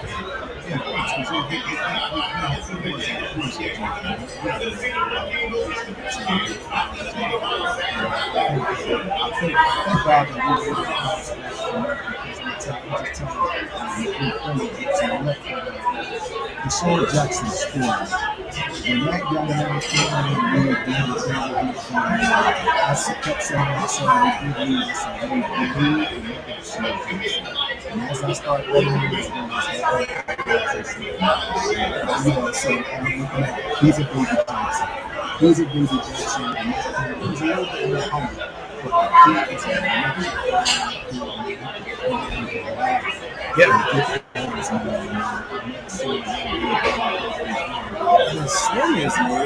he missed the single. Right. As skinny as small as he is, he missed the single. I'm not even sure if he's even came out for a play due to like any type of nick or anything like that. Has he? Has he even gone to the sideline? No. And you're right, because he's razor thin. Like, if I were to see him on the street, other than obviously knowing him, but let's say I didn't know him as a player, this thing right here is playing in the NFL because he doesn't showboat. The one thing I will say about his entire organization, we go back to 2017, if we remember, no one showboated that year. Everyone played together. Carson Wentz, the only thing that was wrong with him, other than getting the injury, the following year, because he couldn't get over that Nick came and saved the day. But you still got your ring, no matter what. And so it was you to have the opportunity to come back next year and prove, okay, I got injured, but I'm going to come back. That Super Bowl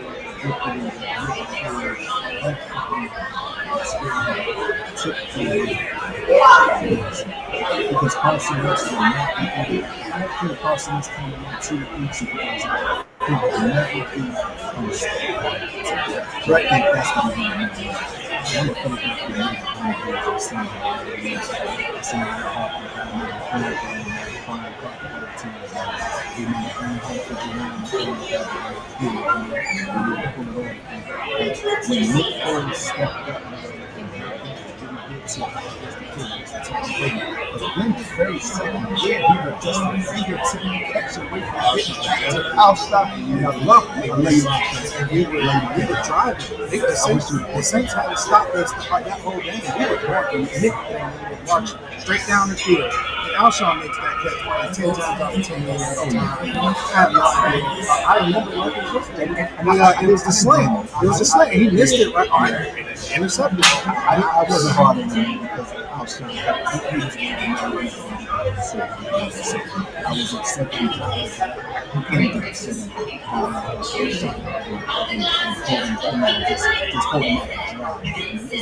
holding up the drive. I was told that Tom Brady not graduated. He never did. He never did. You know, is that true? That's true. They never did. But they try to cover up, right? So 2 days after the Super Bowl, they try to say, oh, he waited until after he came back from Disney World to then tell me congratulations. But he never did personally. What he did was he made a tape for himself saying congratulations to Nick Foles, but he was supposed to call him or Zoom face-to-face to congratulate him. So he never did thank Nick Foles, no matter which way you look at it, because it's easy. If I tell somebody like, I end up winning, let's say the PGA, I win a golf tournament, and I try to hit, and it's Tiger Woods, right? And I know I'm a strong competitor against Tiger Woods, and if I didn't beat the man, whatever. And then 2 days later, I'm just going to pick up my phone and say, oh, by the way, congratulations, Tiger. Not the same. No, because you should be congratulating the man. He beat you fair and square, no matter which way you look at it. But then you had Salty Tom back in the day.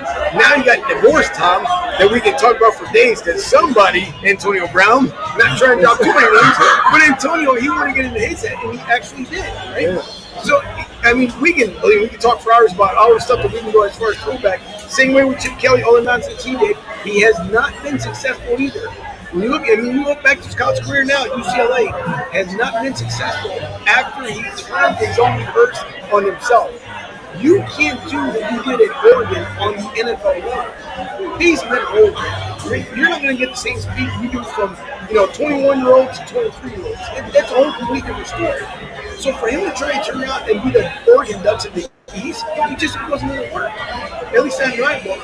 So I don't see it that way. I got Dylan standing by here. He's been joining us. And Dylan, in case you are joining us right now, I am followed here with Little John to my right. I'll be sure to direct you to my front because when Little John was walking away here, it looked just like with the brace from the back of the jersey. That's why I wanted to yell out, yeah!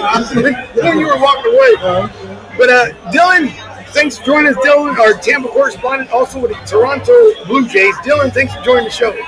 Hi, you're welcome. It's Super Bowl Sunday. Excited to be on and talk some Eagles and Chiefs. Even though I don't got a dog in the fight, it should be a fun game. And I'll be honest, I think the Eagles are going to win this tonight. I think Jalen Hurts is due for a Super Bowl, and maybe the first time I'm picking the Eagles in my life. But I'm going to go Birds tonight over the Chiefs. Good call. Good choice. Great.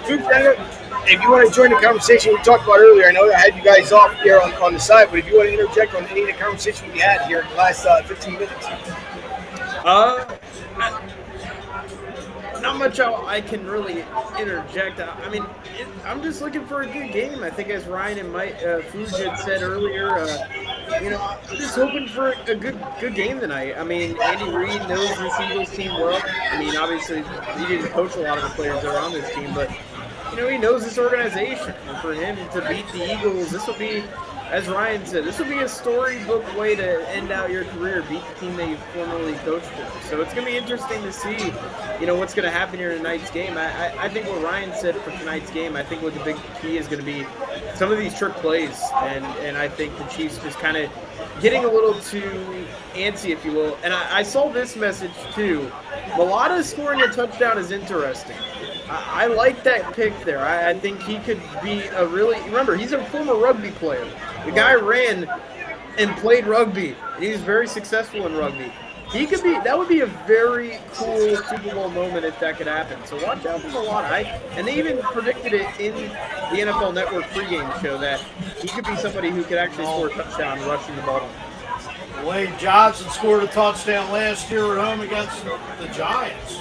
Yeah. So make him an eligible receiver now. Never know. 7th round pick. How he pulled out a plum and a steal right there. Now he's the current left tackle. Probably one of the better left tackles in the game today. Yep. I'm going to say this right now. I think we're going to see a Philly special. I think we're going to see the Philly special 2.0 tonight. I really do think that. I think it's going to happen. Let's see if Shane Steichen and Nick Sirianni can pull it out. Now, you guys are on Ryan because I see you laughing there in the background, but I don't. Philly, listen, call me crazy. I don't see a Philly special here. Again, not with Nick Sirianni. I don't think so.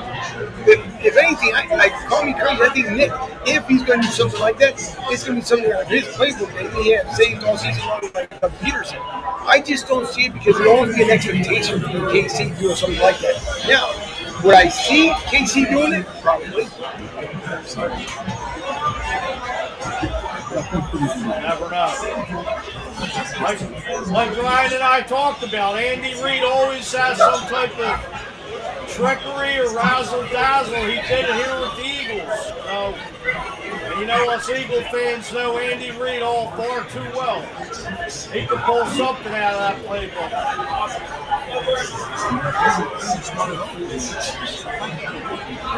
Yeah, it's going to be interesting. I like the fact that 69% of the betting public is putting their money on the Eagles. So that. Listen, Ryan, don't be too upset.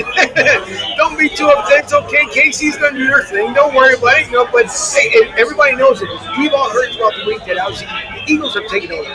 And you look at it the last 2 or 3 years, honestly, the Eagles and everywhere we've traveled, they've taken over. They came down here last year, same thing, took over, Ray J. Didn't work out well, but again, Jalen Hurts, first year, extremely nervous, didn't know what to expect. Our line is nothing like it was this year. So you're talking about Jalen Hurts. When they come here next year, same exact thing. We won't know the outcome, obviously, tonight. But next year, when they come down here to Tampa, we all know it's going to be a completely different squad than we saw when it happened in 2018 when it came down after the Super Bowl. And that plane just wasn't the way it was. Carson Wentz was still getting that plane. When Nick Foles ended up starting, and again, Nick Foles, if you can reserve him for weeks 14 through 17 in the playoffs, then you're good. But unfortunately, during the regular season, as much as I love the guy, he doesn't play well. And it's an unfortunate way to happen. But it's interesting to me with, again, all this given talent that both teams have right now, evenly matched when you look at it. On the stats, the points, they'll evenly match. And Fuji can help me out with this one, right? Because I know the points were evenly matched. All players. Yep. Yards. 546. So 546. Yeah, and yep. 14. And then obviously, the two brothers playing against each other. So that's how I said earlier. It's really going to come down to who capitalize on mistakes and which team actually makes the mistakes. I think that's going to be a big deal. And I really think it's going to come down to who gets to capitalize on it. Goes up to Jake for us.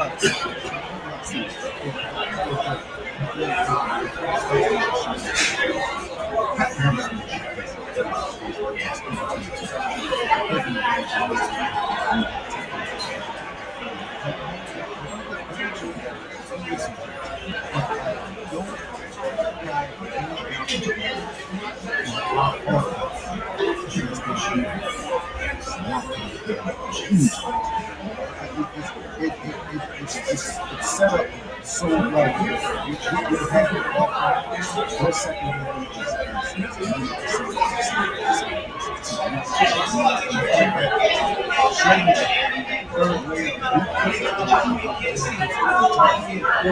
Let's talk about what 49ers game is.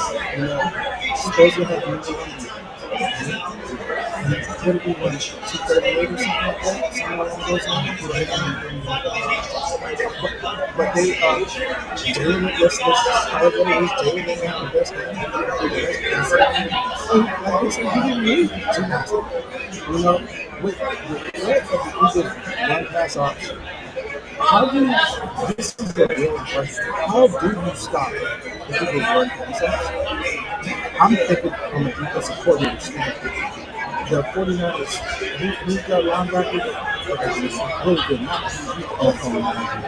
The little linebackers, they don't really so it's supposed to be but we had their linebackers standing still. I went back and watched that.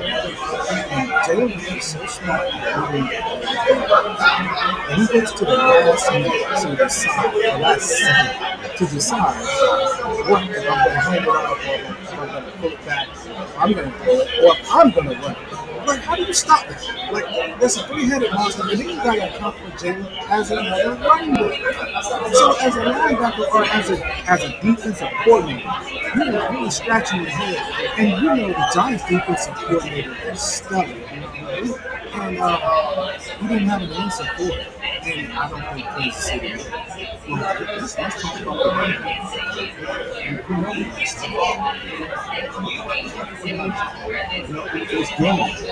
game well you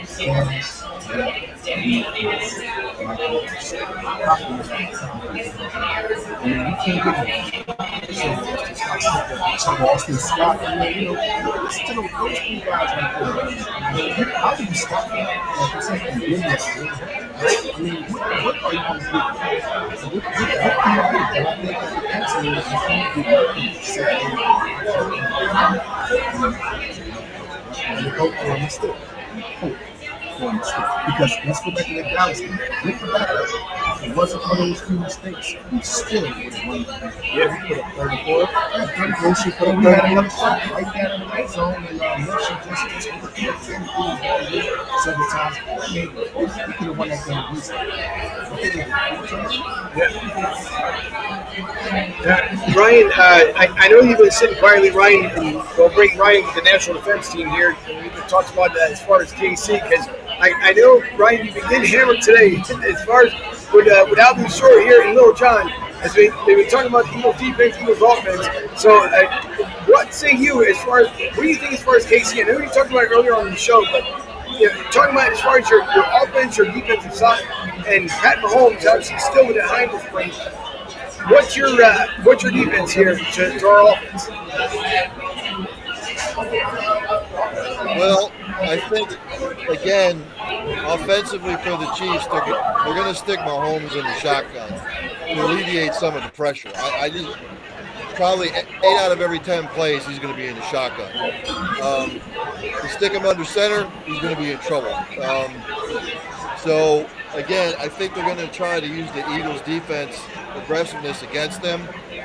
We talked about it earlier. Andy Reid's famous for his screens to the backs, bubble screens to the wide receivers. Just so Philadelphia has to back off just a little bit. I think defensively for the Chiefs, again, I said this leading up to the Super Bowl, this is the key matchup that I think decides the game. Kansas City needs to play the game of their lives tonight on the defensive side of the football, because if they don't, it's going to be a long day. So, and then vice versa, Kansas City against Philadelphia.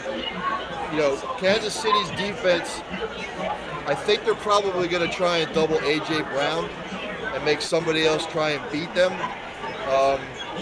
And I think, again, Philadelphia defensively, we're going to take away Kelsey. We're going to try and force Mahomes to spread it around, make somebody other than Kelsey try and beat us.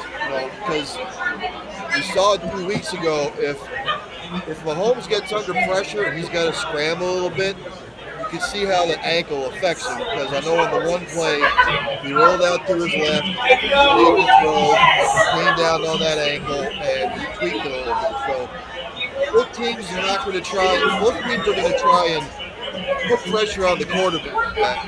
They don't want to let either quarterback get comfortable. Am I going to say we're going to blitz all the time? No, but again, something's got to give. Look, offensively, the two highest scoring teams in the NFL, Kansas City and Philadelphia, 28.7 points per game. Philadelphia has the edge on defense. They're a lot better. Again, Philadelphia defensively is going to keep doing their thing. Offensively, they're going to keep doing their thing. But I hate to beat a dead horse. The key to the game on how it's going to go is Kansas City's defense. They show up, they play the games of their lives, Kansas City wins the game. They show up, they let Philadelphia march up and down, it's going to be a long day. Like Mike Tyson said, everybody's got a game plan until you get punched in the mouth. So we'll see what happens. I think good analogy there by Ryan. So, again, good valid points. That's exactly what's going to be tonight. You're talking about 12 rounds of the best boxing match you've ever seen. Because again, it could be, we've seen the Eagles, in maybe not as much this year, but the only time we've seen them play horrifically bad was when Minshew went in there. And again, we didn't expect that from Minshew because he's just full of confidence. He knows exactly what he wants to do. So this will be the first of our lives, and it's any given Sunday, which coincidentally again today is Sunday. So it's any given Sunday. We don't know exactly what's going to happen. We hope that we see the Eagles on the victorious side of the house. I'll probably be the only guy on Broad Street in Brooksville celebrating, because I can't make it back to Philly. Yeah, but it'll be fun.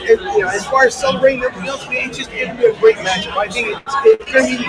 You still have, and if you look at people say he's older, still young. I mean, the man still moves around, good sense, good mindset, knows how to build his players, and you never hear Andy Reid other than when his son. I think his sons may have hit him more this year in Philly. That was a bad part. But for the 10 years he's been with Kansas City, you don't ever hear anything bad from Andy Reid because he knows how to put these guys together, how to bring them all in. And I know Tyreek Hill, he may not be the only one that unfortunately didn't get the welcome that he wanted. Like he wanted a bigger contract extension. Great player, don't get me wrong. It's just that KC didn't see it anymore. And supposedly he's supposed to come in a problem child. I didn't see it. But again, we don't live in KC, we don't play with guys. So who knows what went on behind the scenes. Had success in Miami. Do I believe he's going to stay there? Probably not. Because someone's probably going to chop him around. Miami, who knows what's going to happen to him. It could be a possibility. I think Tom Brady ends up in Miami because I still don't believe he's retired. No. Look at it. When he decided to drop that game last year, right? When the guys are getting ready for the Super Bowl with the Rams, what are you doing? Oh, let me steal the spotlight. Don't tell everybody we're retired. Exactly. This guy doesn't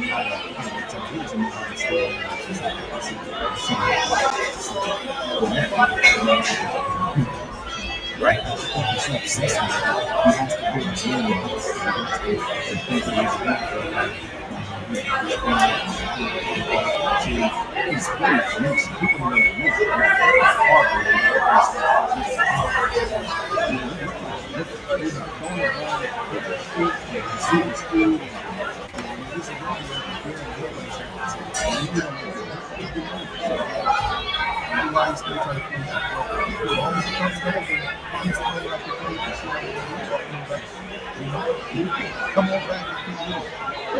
Yeah, some guys, it's like LeBron, right? LeBron's broken every single record. I know he's waiting for Bronny to come in. Everybody knows this. He just stop playing with everybody. At this point, are you going to win another championship? No, you're not. But you've done everything that must be doing to see it. For Bryce too. I'm trying to make it for Bryce also. Yeah, come on, man. If he makes it for Bronny and Bryce, because they were saying Bryce is actually better than Bronny. That's why I was here too.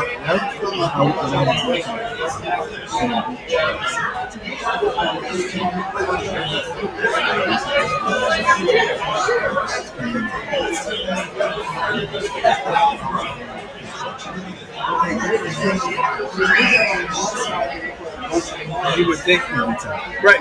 You would think, but he was waiting. Right. He said at that point, money won't matter. Whatever plays Bronny. But I think, see now, the only problem is, and I think why Bryce is getting better than Ronnie, because Ronnie has so much pressure to live up to LeBron. And that's hard. Because, right, so you gotta, it's just like the Miller does, right? Everybody knows one's better than the other one. Dad likes to pick on the more lighter skinned one. But it seems like his ball handling skills a little bit better than the other brother. So, you know, and I know like the ball brother said dad's like really competitive. I know he's trying to bring the best out of his boys. And rightfully so, you're dad. You're the manager. You're trying to beast mode your sons. Because you would hope that even if, let's say, they'll make them NBA career, it doesn't mean they can't be coaches. It doesn't mean they can't be somewhere in the league. So he's just trying to be the best of his boys as much as he possibly can. When you talk about LeBron James, his legacy, and to me, hands down, MJ will always be the best of all time. Period. That's my own opinion. But we live now in a different time where the younger folks got to see LeBron. We got to see MJ. If it was where we could see both of them on the floor, if MJ was still healthy enough, I would love to see that matchup. Just to put it to rest. You see what Michael did when he came to the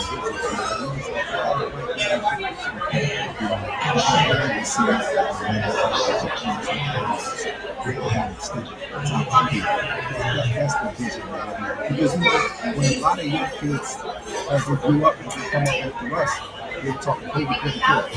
Great. But I tell people when they say,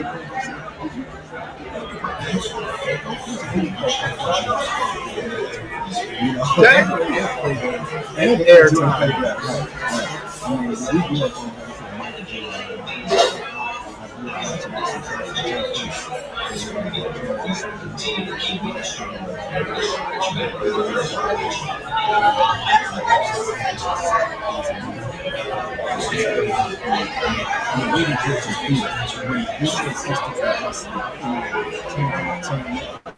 Kept coming back. He kept coming back. It's like the Jordan. It's funny if you talk about Jordan. So Cliff Livingston, he was on the team from the 91-92 season, and then went back-to-back championships. And I had the opportunity to talk to him last week. I was in Minneapolis. So I'm a broadcaster as well for the basketball league. And Cliff Livingston is the head coach for the football Bobcats. Talking to him, it's so interesting because he doesn't talk to you like, I'm Cliff, and you need to look at me a certain way, and you need to talk to me a certain way. Cliff talks just like the way you're talking right now. And it was so cool because at the end of the day, when he walked up to the line, I'm looking up at a tree, but he stuck his hand right down his eye. I just want to let you know that I appreciate everything you just put in. And I'm thinking in my head, I want to scream like a girl, like, you have no idea what I want to do here because it's exciting. But you got to compose yourself. I'm like, I'm getting my hand shook by a two-time NBA legend. Are you kidding me? So Cliff is great because he likes to talk about the game like he's playing still back in the 90s, back in the 80s. And that's a unique part for Kokomo because out there in Indiana, we're going to have a lot of fun with them. It's the second year that they're coming out there. It's just, he puts basketball in such a different spectrum to a lot of these young guys that are trying out the basketball league. Because so, in case you guys don't know, they're the league just under the G League. And they have the opportunity of, like, let's just say your ball handling skills weren't that great and you try out for Brooklyn Nets. So your agent might say, I need you to go down to the basketball league and then go play with those guys. See how hard they play. See where their heart and their mind is. See where these coaches want to make you better. So everybody thinks it's because it's a basketball league. They're no big deal. They are a big deal because they're that level that's going to get you to the next level. And a lot of guys that play overseas come from the basketball league. Because we've seen the NBA pull players from the eastern side of the world and bring them over to the west. So Cliff is he's a really cool guy because he just talks to you so eloquently. And the guy just wants to talk about like just throwback time and what he's going to do for his team. And I think that's why there's that more level of respect when it comes to MJ. LeBron, on the other hand, and I'm not bringing LeBron down to the next level, but that man's brain, you talk about a game from Cleveland when he first started, he pulls it out like it's just like some computer chip. He plugs it in and talks about the game like it just happened yesterday. And I think that's the bigger difference. Now, would I would like to see him as a head coach? I would. Would it happen? I don't think so. I think LeBron, and I'm not going to say that he puts himself in a higher level than everybody else. I just think the way he carries himself he probably would see himself either as an owner, maybe like a GM or something like that. When you come from playing to becoming a head coach, it's two completely different roles. And I think for him, he knows it's going to be tough. And plus, if he wants to take the time to see both of his sons play, becoming a head coach is kind of hard because the odds of both of your sons coming to play for you very, very small. Because then the NBA would turn around and say, well, you're tampering because those are your two boys. It'd be no different than if again, the Ball brothers, if the dad became the GM somewhere and he scooped them both back up the same way, the league's going to look at it like, come on. You're not supposed to have both your sons on the same team. So, when you're looking back at the history, when it comes to basketball, when it comes to football, a lot of these guys, what I do like and respect about a lot of these former players, a lot of former GMs, we had the opportunity of talking to Ruben Amaro. Ruben Amaro was the same way. He was very calm. He took the punches because I gave to him for as far as 2009. But I didn't hit him hard with that. I was just telling him how we felt. Like the team just gave up on him. And he admitted to it.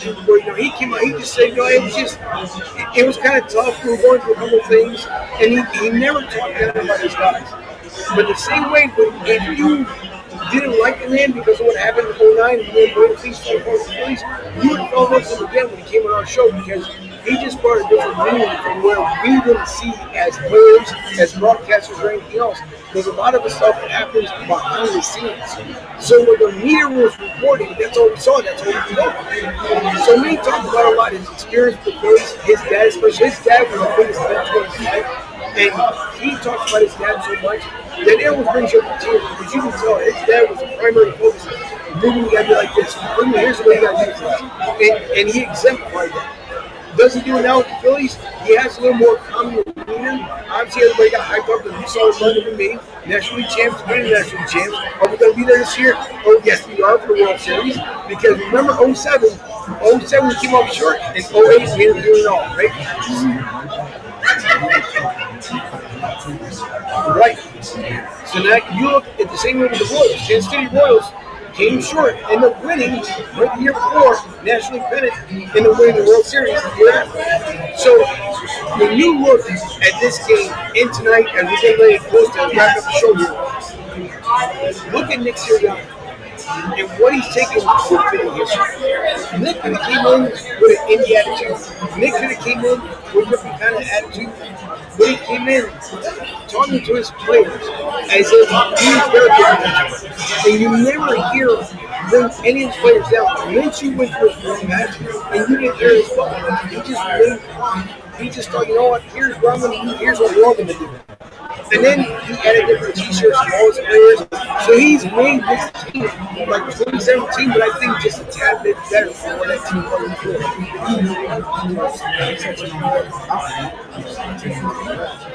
He has that edge that was. He'll get in the camera and he'll shake hands with the fans, he'll slap hands with the fans. He'll fuss back with the Cowboy players when they're coming at him. He's not fiery coach. He'll go for it on fourth down. That does not. He believes in that offense so much. He believes on the team so much on that fourth down, 4th and 1, 4th and 2. He's like, we're going to get there. And we have. And we have every time. So, as far as, and we love Doug. When we had Doug, I had nothing bad to say about Doug. In fact, probably 90% of Eagles fans were still just pondering and wondering why we got rid of Doug. But we love Nick now. We have Nick. He's with us. He's that coach that we're looking for. And he brings that edge and he does bring the team together. And touching on what you said, they believe in him also. They love him. He doesn't bring anybody down. He doesn't individualize quickly. He loves it. He loves it. It's called a Michael Jordan, didn't it? Sure did.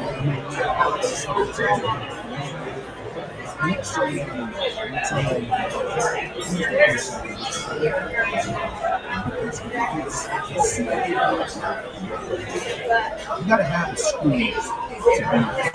Yeah. Most of us, all of us, I'm not going to say most of us, I know I have. And listen to this.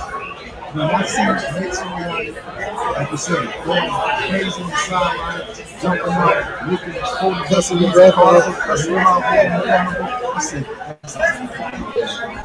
you gotta have experience. You gotta have experience to be fair.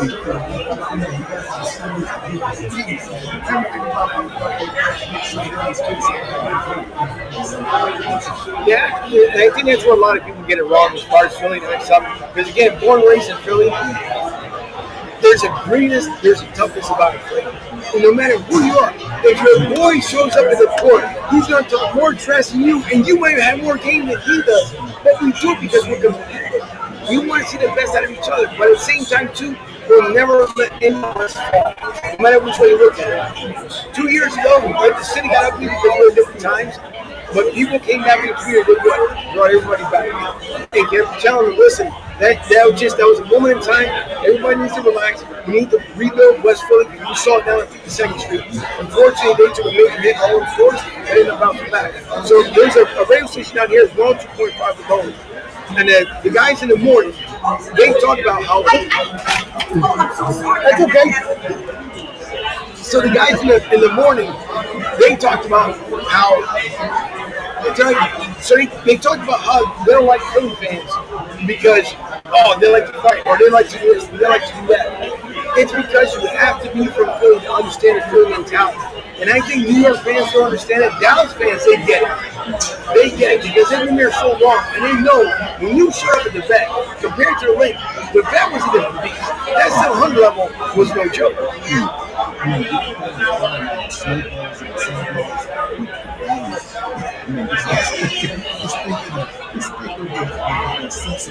Insanity that you have to be. I'm throwing a snowball and Santa Claus is battery. I mean, Tom Ramsey running off the field, holding his hands, trying to block snowballs. It was a jump shot. It's still there. And it's funny that you said that the buddy out there is a he refused to go to the field. And he said, this is what he said, he said, I believe that after the game, baby falls and you got on onesie, that they'll keep throwing the damn baby. All the way, they wouldn't return the baby back to the owner. They'll keep throwing and tossing the baby. That's how ruthless y'all fans are, man. You know what I mean? And I thought it was the most amusing thing ever, but I was like, yeah, you really do have to mind your manners as an opposing team. And no one beats it. If you win, just take your win and exit the stadium. Don't start running your mouth and doing all that. It's going to get ugly. It's going to get ugly fast. Everybody comes together. They don't even know each other, and they're all hanging up on this guy. So I can understand, but it goes back to what you were saying. Really, what it goes back to the passion and it's the competitive nature that comes with it. It's a Philly thing. Absolutely. Such rich stories. We can talk about the That's such a throwback. It's funny because so many people. I wish even when you look at JFK Stadium, that we had Live Aid before it was torn down. It's the same way too. See, that's where a lot of people just don't understand it. It's just there's been so much fight in the city. We've seen areas come down. We saw them bounce back. We saw them go down again. Mayor now comes in, years ago, bounces back up. Right? This mayor, he just needs to roll. Him and the DA both need to roll. Just to put it in the most polite terms. But the spectrum was completely different. The spectrum is the same way. You came to pride in the spectrum. You didn't come there like, oh, look, it's cute. Look, we have New Jersey Nets in the house. No, because they knew once they walked in to that bottom tunnel, then up to the locker room, they knew, like, oh, I don't want to play it. Charles Barkley. He said he hated the city. When he got traded, I can't stand Philly. I'm glad I spit on that child. Blah, blah, blah. But then what happens after 2 years after he retired, what do you say? I get why Philly is what it is. Because it made me competitive. then I could probably want to hit you there if I would calm down enough to understand what this thing was all about. That's the thing. Listen, I don't care how good you are. If you're not performing and producing when you want to produce, I feel that you have to have a certain shit and a certain mindset to be able to handle that speaking. You know, but you love it, I can say. You got on out and out and saying you this thing. You love it. You know, I mean, Look how the crucified went. yeah, exactly. You know, who was it? Bone. This past year. Alec Yeah, Alec Bone. Look how the fans wrap their arms around him when he started batting the ball and I mean, so we are seeing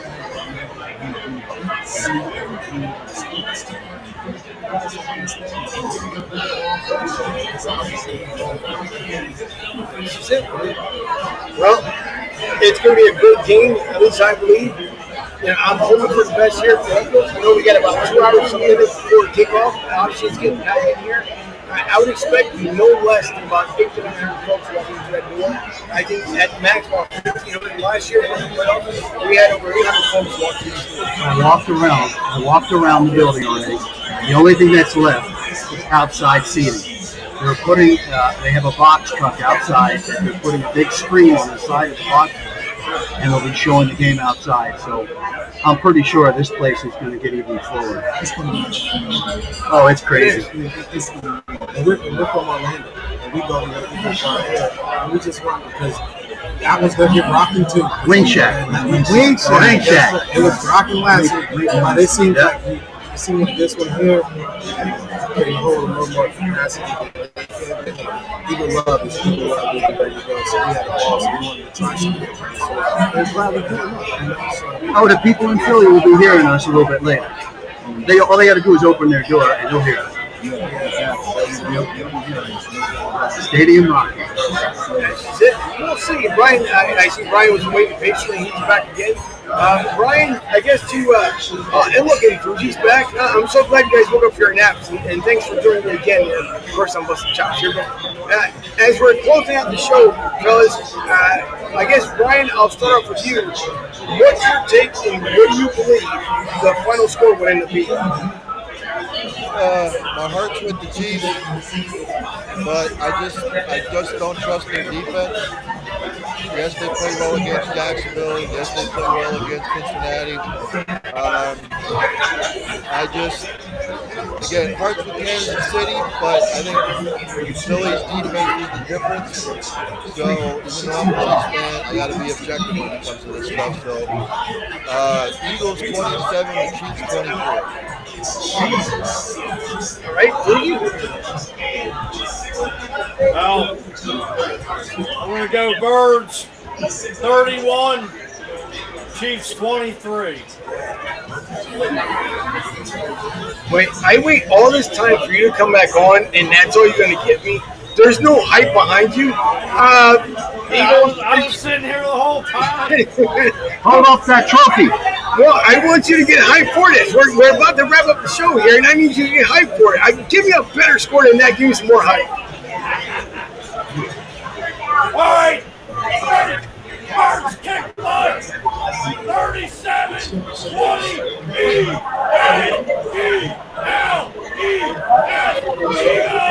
go Birds! There you go. That's a lot better. That's the way you're going to end the show. Good Lord. I think you're going to put me to sleep. But listen, gentlemen, thank you for taking the time to come out. I'm glad you guys came from Orlando. Fuji, if you were here, first of all, the Cunningham jersey, Bill John, like I said, over here to my right, your left, and then Alvin Short, both dressed fly. And the watch he was sporting is ridiculous. It makes my ring look ridiculous, though. But again, it looks good, fellas. Thank you so much. We really appreciate it. I hope you guys enjoyed it. No problem. All right, for everyone else, we thank you, Rick. I thank you. For my producer.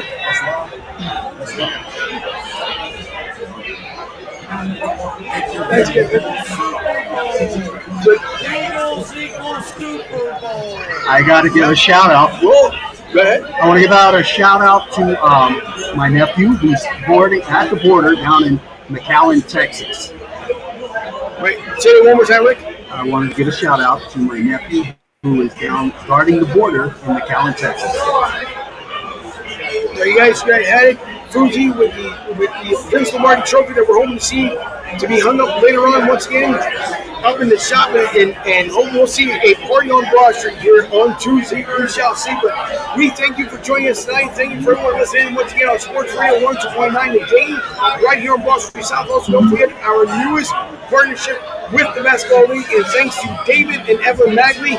Now I am the broadcaster and Broad Street South, the broadcast team for the Basketball League. So for Fuji, for Ryan, my producer, thanks to Rick and everyone who joined us here today. We truly do appreciate it, and we'll leave you out with this.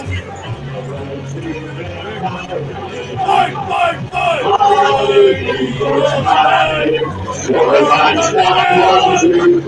2, 3! Get him up! Get him up! Let the Eagles fly! Fly, Eagles, fly!